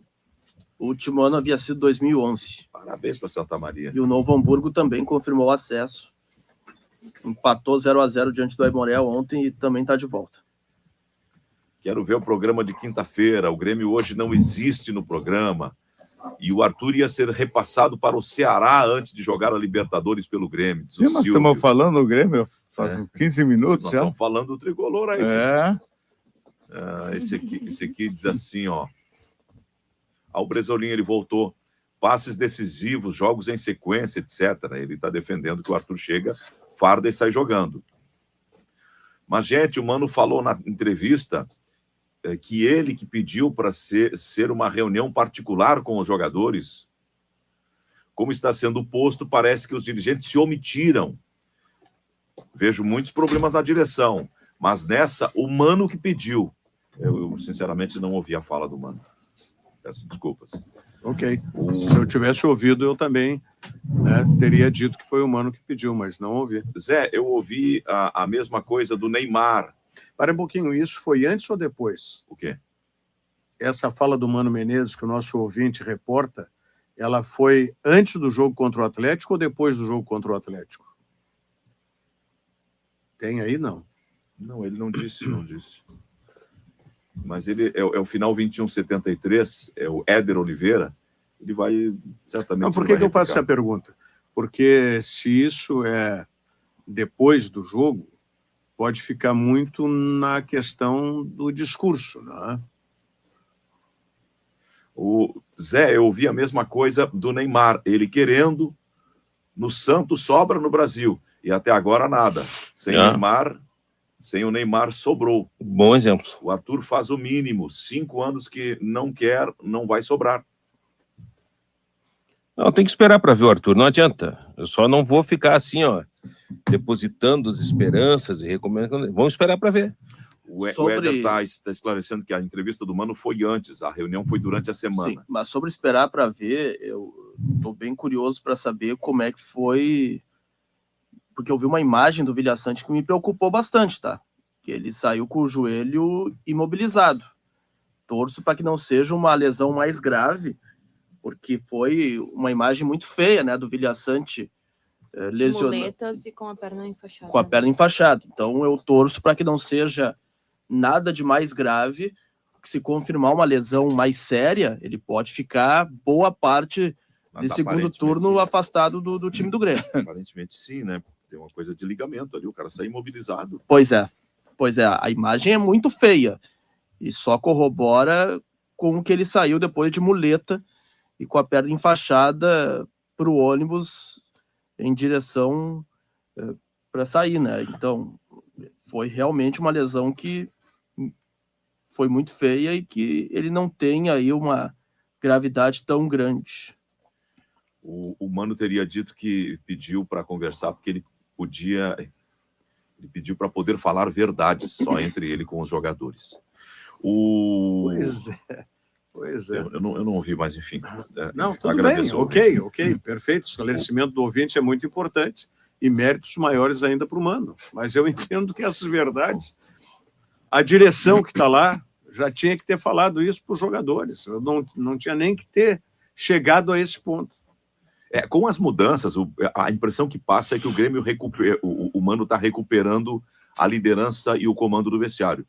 A chegada do Balbuena, essa contratação do Marcos, eu até fiz essa fala na sexta-feira no Guaíba Esporte para os guris. A contratação de um líder. Porque a ideia Marcos Rocha. Que me passa é que a direção e o Mano resolveram trocar as lideranças do vestiário para ele recuperar o comando do grupo. A possibilidade. E o Marcos é um jogador experiente que viria com essa ideia de liderança, com uma outra mentalidade. Mas é que aí fazer esse processo simultâneo a manter essas lideranças antigas, pensando nessa troca no grupo, não me parece que os atuais líderes, botando assim, vão receber isso bem, Zé. Mas quem são os líderes? Os líderes são o Kahneman, o Wagner Leonardo, o Bright White, Vilhaçante, o Volpe e o Wagner Leonardo já colocaria como líder do grupo. Tá nítido que ele é líder de vestiário. Eu acho que o Wagner Leonardo não. Não sei de onde é que vem essa tua nitidez, essa tua convicção. Muito claro. Mas de onde vem a tua clareza, nitidez, convicção? Ouve ele falando, ouve ele sempre dando entrevistas. Ele é um dos líderes desse grupo. Não vejo assim, sinceramente. Só que ele agora tá no banco, um cara no banco. Não é por estar no banco. Nós conhecemos jogadores... Claro que não, o Kahneman é banco e é líder. Mas esse é líder. O Balbuena tem jeito para ser um líder? Tem, total. Tem, né? Total. Eu vejo ele até... eu também acho. Quando o Kahneman eventualmente deixar o Grêmio, eu acho que tardiamente o Grêmio trouxe um jogador com esse perfil.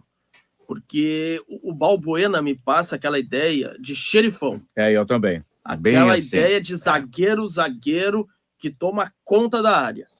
E eu gosto desse tipo de jogador. E ele comprovou ontem. Achei um dos melhores em campo nessa vitória do Grêmio. Bom, o Marcelo, antes da gente sair para o intervalo, estava projetando que o Grêmio pode fazer uma sequência de 2 jogos com vitórias porque pega o Ceará. O Ceará não é uma fraqueza, gente. Mas é inferior ao Atlético Mineiro, né? Mas é melhor que o Sport. Mas está melhor que o Atlético na tabela, inclusive na classificação. Mas o Ceará se eu não projetar uma boa vitória do Grêmio contra o Ceará, vou projetar contra quem? Mas se projetava contra o Sport também. Sim, mas depois daquele desastre lá... E não se projetava contra o Atlético Mineiro. Eu acho que o Grêmio tem uma chance agora de, pelo menos, engatando uma segunda vitória consecutiva. Já vai lá, deixa eu ver, para 9º, 10º lugar. Não, ele troca com o Ceará. O Ceará hoje está se afasta ainda mais. Se vencendo o Ceará, ele passa 1 ponto na frente do Ceará. E a partir do momento que chegar a 45 pontos, aí tu deflagra de vez a Operação 2026, né? Porque aí tu já garante a tua permanência na elite do futebol brasileiro E aí já prepara ainda mais o terreno para o Marcelo Marques assumir o cargo a partir do próximo ano.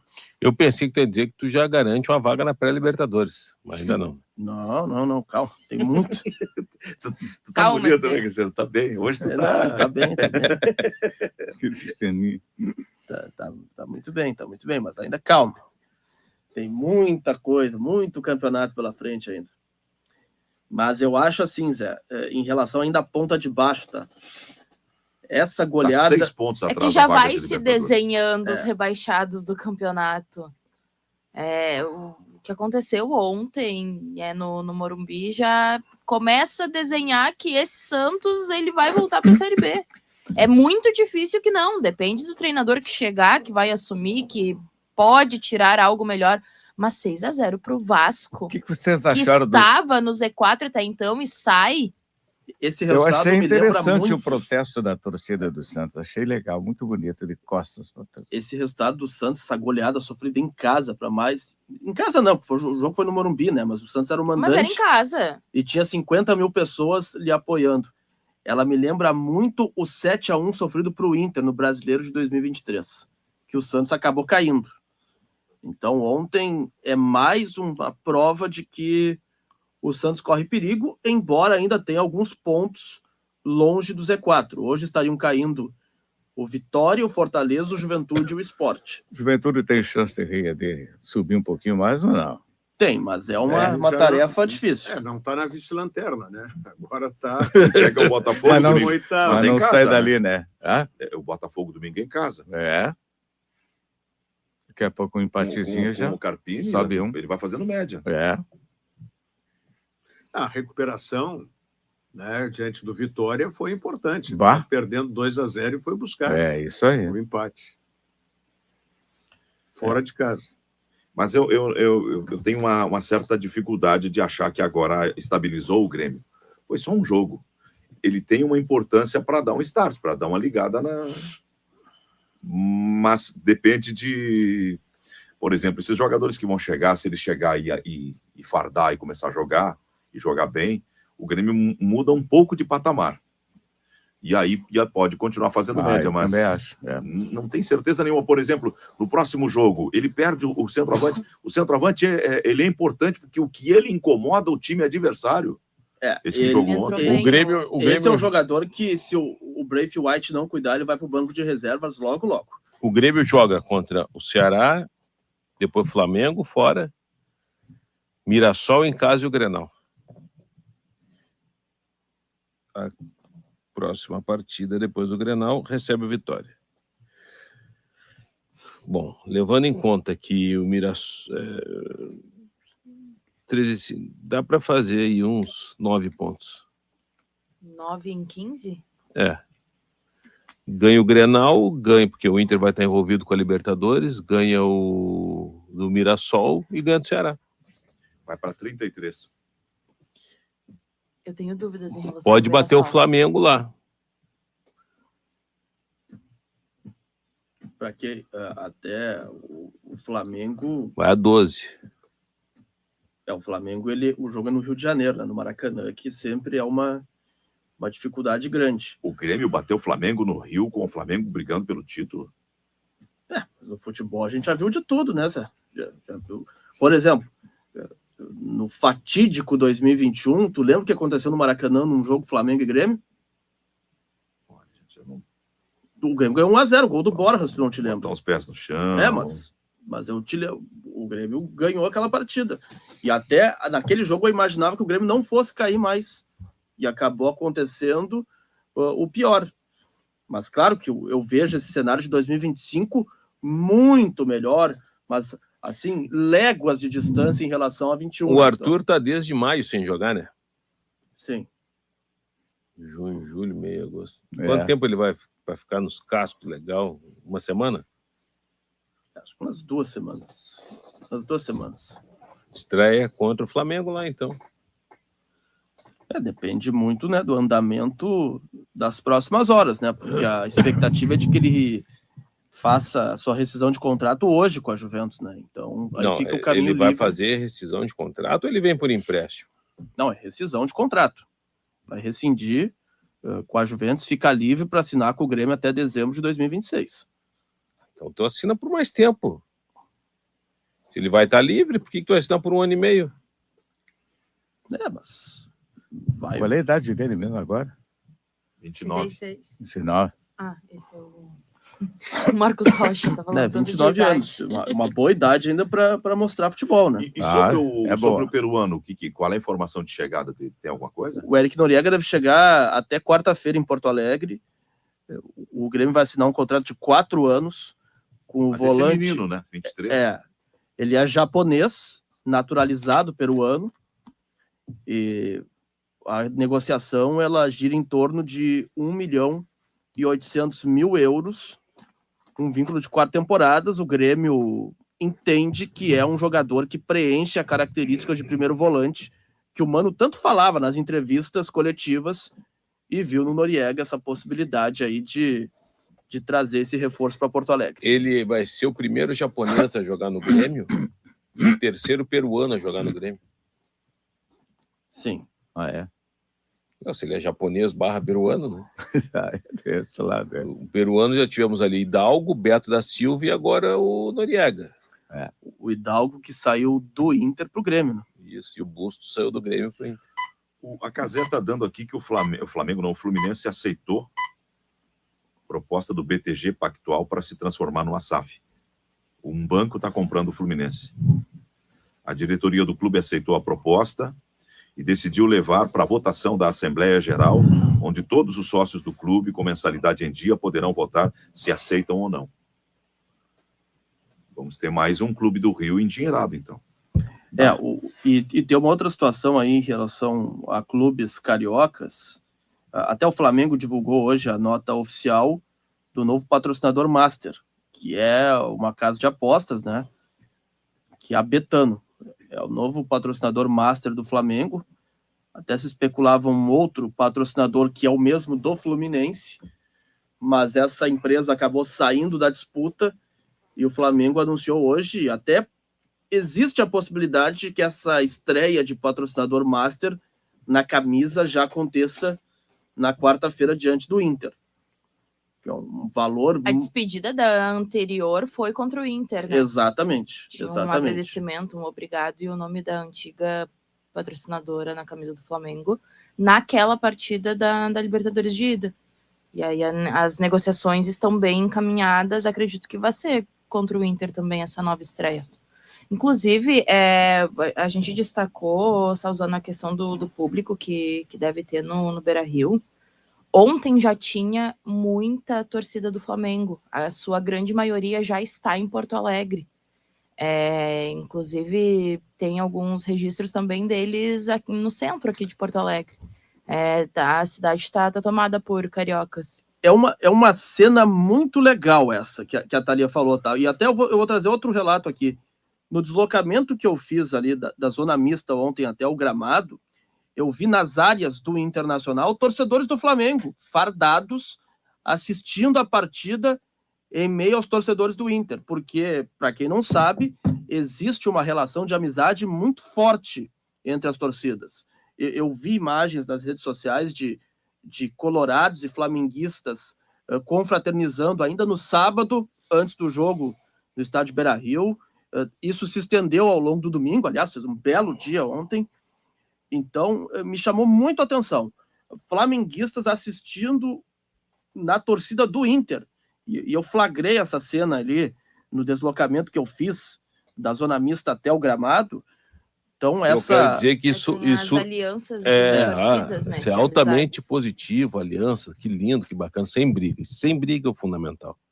Mas esse mesmo torcedor critica o cara que está no coração do gigante, bateu uma selfie com o jogador do Flamengo e pediu uma camisa. O Mano bateu foto com os torcedores do Galo. Aí eu quero dizer o seguinte, onde é que está aqui que eu não... É uma coisa que eu não estou entendendo. Eu não estou entendendo. Mas até começar o jogo. Aí começa o jogo, cada torcida terminou, com o seu time. O jogador não foi bater foto durante o jogo. Terminou o jogo, bate uma foto aqui, Bruno Henrique, o Pedro, ou sei lá o quê. Beleza. Tu me dá a tua camisa. Todo mundo pede camisa, cara. Todo mundo pede camisa. Claro. Não, toma aqui. Aí não, esses caras aí, não sei o quê. Mas depois, sabe, o mesmo que critica, sabe, tem coisa errada, tem muita coisa errada nesse mundo. Eu tenho que parar, eu vou voltar, vou me aposentar, vou morar numa caverna. Eu quero parar. Vou pra caverna, sabe?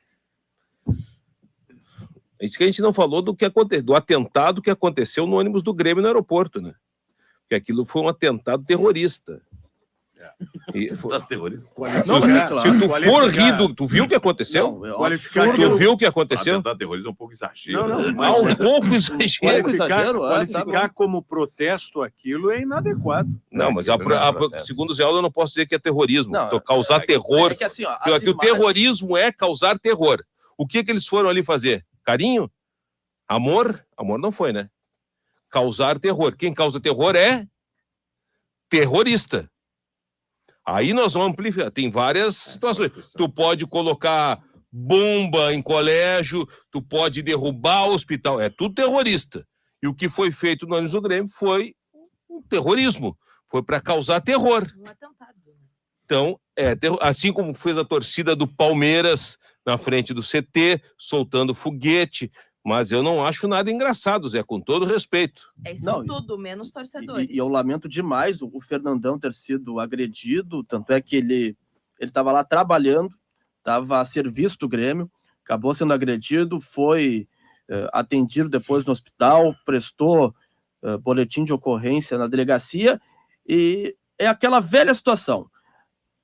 Esses marginais aí invadiram uma área privada do aeroporto Salgado Filho, e as imagens estão ali. É isso aí que não entendo. Perfeitamente, dá para captar bem a imagem dos marmanjos que fizeram essa barbárie. Só que aí tem que punir, né? Aí vem a lei que é falha no Brasil.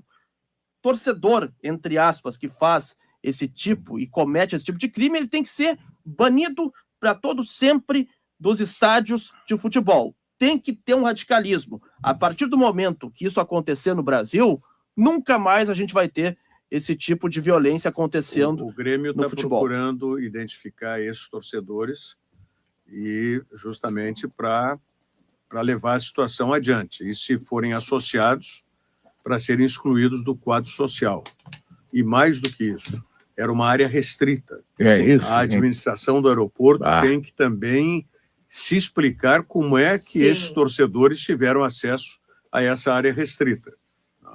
Se teve uma invasão, se foi permissão, tem que se explicar isso ontem alguém disse, ali é uma área federal, né? Ali é área federal. Ali é com a polícia federal, né? Se falou em falha no sistema de segurança, né, da área privada. Mas tem que ser, de fato, investigado, porque não era um torcedor só também, não. Um torcedor não. Não, era um grupo, né? Um vândalo só. Era um grupo, eram muitas pessoas. Não, ali 50 torcedores, no mínimo. Ali tem crime de bando. Até o Cristiano disse, não tem que rir, Zé, porque é um atentado terrorista. É que nós convencionamos que o atentado terrorista é aquele atentado que envolve violência extrema, explosão, mortes. Me parece aquilo ali crime que nós estamos tão acostumados aqui no Brasil, que é o crime esse de bando, envolvendo torcedores, quebrando, agredindo, ameaçando. Mas não dá para relativizar, Zé. Não dá para relativizar. Foi uma cena lamentável e que merece punição dos envolvidos. Mas eu não estou dizendo que não se deva punir. Não, mas... Se não, tu disseste que estamos acostumados, mas não podemos ficar acostumados a isso. Essa discussão ela não é, inclusive não é nossa apenas aqui. Essa discussão existe no âmbito do Congresso. O Congresso quis criar o conceito de crime de terrorismo no Brasil e houve um bate-boca tremendo, porque eles queriam incluir as invasões do MST como atentados terroristas. Então, e o MST tinha lá os seus representantes defendendo que não. Então, por isso que eu estou dizendo, aquilo ali foi um crime. Um crime de ameaça. Eu me expressei mal. Terrorismo não... Hoje a gente... Foi ali, dá um medo de tapa. Toca pedra, tá tudo bem bacana. Não tá. Tá tudo bacana, não são terroristas, não são terroristas, são pessoas. Isso aí. Fingidos mas tá torcedores. Tá tão fácil, os cara quebram todo o Congresso, não são terroristas, não são nada. Aquilo ali é mingau. Mas isso vem de mingau, tempos. Mas vem de tempos e ninguém faz nada. Ontem o ouvinte mandou aqui. O ouvinte mandou aqui que do cara que invadiu o Beira-Rio com a criança no colo, é um irresponsável, tinha que ter sido punido, e o Inter passou a mão no cara, e o Conselho Tutelar tinha que ter entrado no circuito, e não foi feito nada. Não foi feito. O problema é que se a gente cobra e tudo vira... Então, como já é prática comum, tocar foguete no ônibus do Palmeiras, no CT do Palmeiras é comum, dar pedrada em ônibus, arrebentar a cara do viajante foi comum, tudo comum. É tudo, não, são pessoas. Uma vez o Paulo Doni disse, são os meninos estão tudo certo. Mas os caras escolheram o lugar errado para praticar o delito. Aí tem lugar certo? Ali, eu estou dizendo, para tu entender o meu raciocínio, ali eles têm extremo sistema de segurança, de câmeras, de eu vi a segurança, os caras, a sensação tem uma imagem de fora, que parece que abriu o portão. Entra, pessoal, fica à vontade, a casa é sua. Eles vão buscar os caras, eles vão identificar os caras, e eles fizeram crimes numa área federal. Eles vão se incomodar feio. E outra, uma vez que eles serão identificados pela Polícia Federal, pelas câmeras do aeroporto, o Grêmio também fará tomará decisão contra eles, pedagógicas. Esses caras fatalmente vão ser excluídos se eles tiverem algum vínculo com o Grêmio, das torcidas. Sim, foi isso que eu disse aqui, exatamente isso. O Grêmio não vai levar ficar barato. adiante a situação. Eu não me lembro quem. Agora, não pode, é inexplicável que tenham acesso em bando naquela área. Eu não lembro quem, se foi a Thalia ou se foi na época da Ana Aguiar, que foi entrevistar um torcedor. Não posso falar, não era para estar aqui. Não, ele sabe onde é que ele tinha que estar, o torcedor, depois ele explicou? Numa delegacia ou num batalhão da brigada, porque ele estava punido. Ele não podia entrar no estádio. E além de tudo, meio burro, se entregando. Não sei, cara. O fato jornalístico é esse, ele estava ali. Ele estava ali. Ou naquela... Fizeram uma sala maravilhosa que te botaram tu e teu advogado ali para te dar um balão na audiência. Botaram vocês lá, era para estar ali. Olha, Rogério, conheça aqui, estofados, televisão a cabo, ar-condicionado, e tu ficou lá chocando o jacaré. Mas, enfim. Agora, nada mais, tá tudo tão comum. Não são vândalos. Não são terroristas. Terrorista é quem causa terror. Aí a gente pode colocar que tipo de terror? Assim. Eles foram lá, causaram terror. Certo? O que os caras fizeram no Palmeiras é terrorismo, causaram terror. E lá foi rápido, já identificaram e já prenderam. O cara que ameaçou a família do Di Maria, se ele voltasse para o Rosário, esse cara foi condenado a 6 anos e meio. A polícia identificou e prendeu, são 2. Um conseguiu prender. Quando eles picharam lá o painel do Di Maria, deram um tiro numa estação do metrô, estavam numa moto roubada, a polícia grampeou um deles já está preso. Mas eu concordo com o Salzano que ninguém faz nada. E vou te dizer mais, Salzano. Nem o Grêmio vai fazer nada, assim como o Inter também não faz nada. Não, até fazem, mas... Não fazem. E quando tentam punir, dá barulho. Mas não fazem. Mas essa é a nossa história. Se fosse, eu teria um pouco de esperança, se o Coronel Elvio, o falecido Coronel Elvio, estivesse vivo e estivesse no Grêmio. Eu teria um pouco de esperança. Como ele já faleceu, não está mais entre nós, então... O Fernandão ainda serve a seleção, não? Sério, às vezes ele é convocado, né? Convocado, né? Fernandão tomou no tapa, foi fazer exame de corpo dele, não vai dar nada. Eu acho que vai dar, gente. Eu acho que eles vão se incomodar. E tem que se incomodar, para evitar que outros, vendo o exemplo, não sigam o mesmo caminho, porque senão, onde fica o respeito? Lembra que os caras invadiram uma vez num jogo do Grêmio, estavam revoltados, foram lá e quebraram a cabine do VAR? Sim, foi contra o Palmeiras. Palmeiras. Isso é uma coisa que não... Aquelas imagens correndo o mundo... Tá, Zé, mas aí é que tá. Se for pegar daqueles torcedores, ditos torcedores, quantos foram punidos? Quantos tu tem garantia de que não acessam a arena até hoje? Eu não tenho a mínima ideia, mas aqueles caras criaram um problemão pro Grêmio e o Grêmio denunciou eles. É a questão, denuncia, mas depois é a questão da impunidade. Fica a denúncia e não é feito nada. A gente já viu isso, o Cristiano mesmo citou vários casos, a pedrada do ônibus que pegou o Vila Sante, o celular arremessado que pegou no Lucas Silva, são inúmeros casos que vão se somando e a gente sempre tem a esperança que tomem de exemplo e não se repita. Sempre repete. sempre repete porque não tem essa questão da punição mais severa. O Inter andou afastando os caras que andaram brigando agora outro dia ali na frente da Estação Mercado. Isso, tiraram a bateria. O culpado foram os instrumentos. É difícil. Tu viu isso aí? Os caras se grudaram na porrada. Tira a bateria. Não tem bateria. Não eram os bumbos que estavam se pegando no pau ali. Propriamente falando, de punição individual, não teve. Tira a bateria.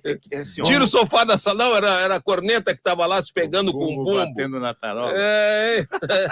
Sabe? Sobre a torcida do Inter, tá? A Guarda Popular, torcida organizada, ela emitiu uma nota no seu Instagram agora pela manhã, e até tem aqui uma nota até um pouco extensa, mas tem ali uma certa frase que é o seguinte: mas não confundam apoio incondicional com conivência. A quinta-feira será para comemorar ou para muitos fazerem as malas e irem embora. Não existe outro dia, não existe outro jogo.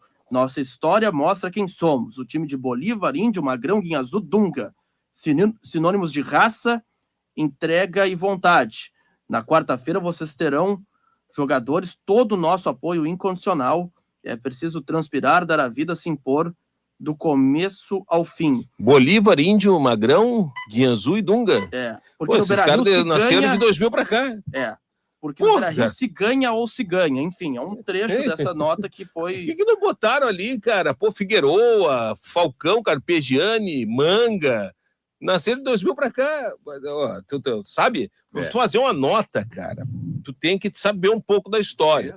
Fala dos caras, fala do Nena, Parada 18, Larry, o pessoal do rolo compressor, mas tá tudo bem, tá tudo beleza. Mas se for pegar esse grupo de jogadores, falar sobre o Falcão pra eles, quem é que vai saber? Eles não conhecem, quem é que vai saber? Desculpa, eu tinha 6 anos, eu conheço. Eu conheço Nena Parada 18 da época do rolo compressor. Mas falando desse grupo de jogadores, quantos propriamente tu acha que tem conhecimento profundo da história do Inter, de quem é o Inter? Mas não foi o grupo de jogadores que fez a nota, foi os caras que fizeram a nota. Sim, mas se referindo ao certo, grupo de jogadores. Tá certo, tá bom. Para exemplificar para o grupo Falcão, de jogadores quem são essas referências. Eles não botaram Falcão ali. Figueiredo, tu acha que eles não conhecem? A torcida? A torcida tem música que cita não, esses jogadores. Tá. Hoje tá segunda-feira, ela foi para mim, tô atravessado.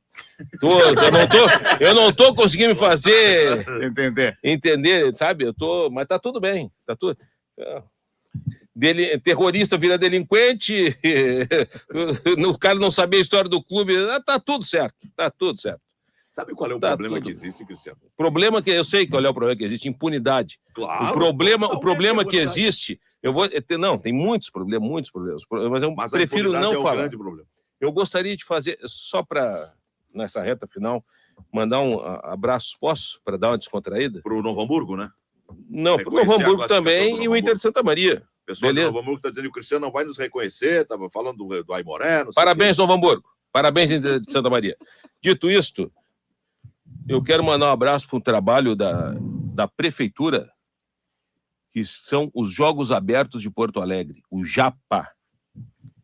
Isso é bacana porque a minha filha está jogando, ela joga vôlei pelo Geraldo Santana, o clube, e ela jogou no final de semana no Colégio Bom Conselho, e ganharam lá. E eu encontrei a Aline, filha do João Padeiro, nossa colega jornalista, que namora o Denis, que é um dos organizadores do JAPA, dos Jogos Abertos de Porto Alegre. Eu estou acompanhando já há algum tempo. A Aline não está na prefeitura? Eu acho que está, e ela namora o Denis lá também, que é da prefeitura. Eu acho que ela é da IPTC. Pode ser. E ela está lá trabalhando junto com o Denis no JAPA, e, cara, é um trabalho de inclusão social. Porque assim como tem o time do Bom Conselho, que é um colégio particular, o Geraldo Santana, que é um clube estruturado, vem o pessoal do Secores da Restinga, jogou, e tem um time bom de vôlei, cara, que deu um trabalho pro Geraldo Santana. Tem o pessoal que vem do Sarandi jogar. Isso é muito bacana de uma escola municipal, porque tu tá fazendo uma inclusão. E tem talentos ali, bons talentos no voleibol. Minha filha joga no infantil. E bons talentos que tu vê que daqui a pouco, se tu pegar um técnico, um clube de estrutura, tu consegue garimpar e botar e até trabalhar para ser um profissional do voleibol. Então, eu quero parabenizar a prefeitura, e não é só voleibol, começou o Japa do basquete agora também, e isso é bacana. Tu tá movimentando os ginásios, as crianças estão num processo de inclusão social, tu tá colocando todo o enfrentamento entre os times, e daqui a pouco pode sair gente boa dali, quem sabe para daqui a pouco tá jogando uma seleção brasileira de vôlei ou basquete. Então quero mandar um abraço pro Denis, pra Aline, filha do João Padeiro, um abraço pro João Padeiro. João Padeiro tá com 85 anos, parece que ela me disse. Não vai na arena, João Padeiro, tá muito longe para ele ir. Se fosse olímpico, ele iria. Mas enfim, os Jogos Abertos de Porto Alegre. Parabéns pela organização da prefeitura também nesse sentido. A gente acaba não acompanhando, né, Cristiano? Isso é para a juventude, né? Nesse caso aqui o time é o infantil. Tem o infanto e tem o infantil. Na verdade, a minha filha joga no infantil e foi jogar, mas está disputando a categoria infanto também. E isso é bacana. Eu também não... Eu fui saber dos Jogos Abertos de Porto Alegre agora, porque a minha filha está jogando. Então tem muita coisa bacana que é feito aí de inclusão social que a gente não dá conta e fica falando aí desses... orelha de rato aí desses jogadores que não jogam nada aí, que ganham fortuna. Verdade. Orelha de rato é bom. Na verdade, a orelha seca é pé de rato. Eu misturei os dois. Misturou os dois. Esses pés de rato aí. Orelha seca, quem me ensinou foi o Leandro Machado, treinador. Esse é uma orelha seca. Estava vendo uma matéria aqui, Cristiano, o programa está chegando no final. Esse patrocínio que o Flamengo acaba de fechar, que nós falávamos há pouco, coloca ele ao lado de times grandes da Europa e à frente de vários deles. A matéria diz que o novo patrocínio do Flamengo empata com o Atlético de Madrid e supera 14 times da Premier League. O time rubro-negro receberá 250 milhões no acordo esse feito com uma dessas bets que patrocina o campeonato 250 nacional. milhões de reais? Sim, reais. Quanto é que ia ser os debêntures lá, o Rogério Amaral? 100 milhões? 40 milhões de euros. 200 milhões. Olha aí, ó. Se tivesse feito as debêntures, olha aí. No fim, o Flamengo fechou com a patrocinadora master do Campeonato Brasileiro. Então dono do maior patrocínio do futebol brasileiro, o Flamengo receberá 250 milhões, aproximadamente 40 milhões de euros anuais, de acordo com a Betano, que foi a empresa que deu o valor para a matéria. Com esse valor, o clube brasileiro passa a receber a mesma quantia que o Atlético de Madrid da Espanha, cujo vínculo com a Riyadh Air, é a empresa lá dos Emirados, também é de 40 milhões de euros. O impacto do acordo do Flamengo é ainda maior quando comparado com os clubes da Premier League. Isso aí, ó. Convertendo o valor para libras, o time rubro-negro receberá cerca de 34 milhões de libras. Se tivesse feito as debêntures, teria um dinheiro muito próximo ao patrocinador do Flamengo. O Flamengo vai ganhar mais que o Everton, que o West Ham, que o Aston Villa, que o Newcastle. Bom, mas olha mais que 14 clubes. Pois é, mas olha esses aí. Somente 6 clubes da Liga Inglesa Liverpool, tem patrocínios maiores. O City, o United, o Liverpool, o Tottenham, o Chelsea, o Tottenham e o Arsenal. Tá ficando ruim para meter com o Flamengo. Mas pera um pouquinho, tu acha que o Inter não fatura mais que o Everton na Inglaterra? Eu não sei o faturamento do Everton da Inglaterra, mas eu só sei o seguinte, são 11 contra 11 e não sei por quê, eu tenho convicção que o Inter vai ganhar do Flamengo. É que essa grana não pingou ainda no Flamengo, né? E não vai conseguir trazer jogador. Ele vai pegar esse dinheiro para se abanar no verão, porque ele não vai estar na final. Vai pegar se abanar no verão. Eu não sei porque eu tô com esse... Vem cá, ô Zé, tu que é um cara muito bem informado aí. Hoje, tu que é um cara muito bem informado. Eu comprei uma camisa do Palestino. Tu me falou ontem. Tu acha que se eu vier narrar com essa camisa do Palestino aparecer na live, eu vou sofrer críticas? Mas olha... Mas é um time chileno, cara. O Figueroa jogou no Palestino. Nós temos que acabar com esse troço de mimimi por qualquer coisa. Mete a camisa do Palestino, vem aí, pô. Tu segura o meu rojão depois, lá? Não, é que assim... Eu vou vir Não, depois é que assim, domingo de manhã para apresentar o conceito. Depois da hora israelita, eu vim com a camisa do Palestino. A ideia das Pedido, né? nossas coberturas. A ideia das nossas coberturas é ter um certo padrão visual e colocar uma camisa de um time de futebol não é habitual para os padrões de Cristiano Silva, que diz Mas que é a ontem- camisa da rádio. cadê a Mas camisa ontem da tu rádio? elogiou minha jaqueta do Boca. Tava linda. Não, é linda. A roupa do o River, o Boca e o River sempre têm uniformes bonitos, mas eu gosto mais das do Boca. Eu sou Boca, né, tio? Eu achei que tu era central de Córdoba. Não é? Não, Córdoba. Não. O Delesteiro lá, que é o Godoy Cruz. Eu tenho uma pessoa que foi minha colega de faculdade que é muito minha amiga lá em Santiago del Esteiro. Ontem falávamos... Qual é o time que joga lá em Santiago del Esteiro? Mas não misturem as estações aí. Mas qual é o time? Não foi o que segurou o Flamengo? Sim, foi o Central. É o Central Córdoba, não é? O Zé sempre tem... A minha irmã, por exemplo, que mora em Mar del Plata, ela ontem falava comigo, porque ontem era o dia da criança, e nós falávamos sobre o Boca. Minha irmã é Boca. Na verdade, a minha irmã está querendo mandar a mãe para cá para ficar comigo. Quer despachar? Despachar a vizinha da mãe. A moeda aqui tá mais forte. Mas, pelo amor de Deus, tu não vai botar a velha fazer comida em casa. O que eu espero, né? Eu espero que ela faça umas comidas boas para nós, que eu não sei fazer comida. A irmã sabe que o irmão está precisando de cuidado. Mas quer dizer o seguinte, ó, parece que o irmão já se arranhou de novo. Só tem que fazer biometria facial, que tá dando problema lá no... Ele vai falar no exterior, ele nunca tem um amigo, sempre uma amiga. Já notou? Quem? É o Zé? Não, tem aí amigo tem. tem amigo gelado. Marinheiro, Vocês cada viabilizam porto... os movimentos das peças do meu jogo. Vai, Salzano, para encerrar. Uma rápida informação, Marcos Rocha já está em Porto Alegre. Já chegou. O Grenal já começou, quer dizer. Tchau.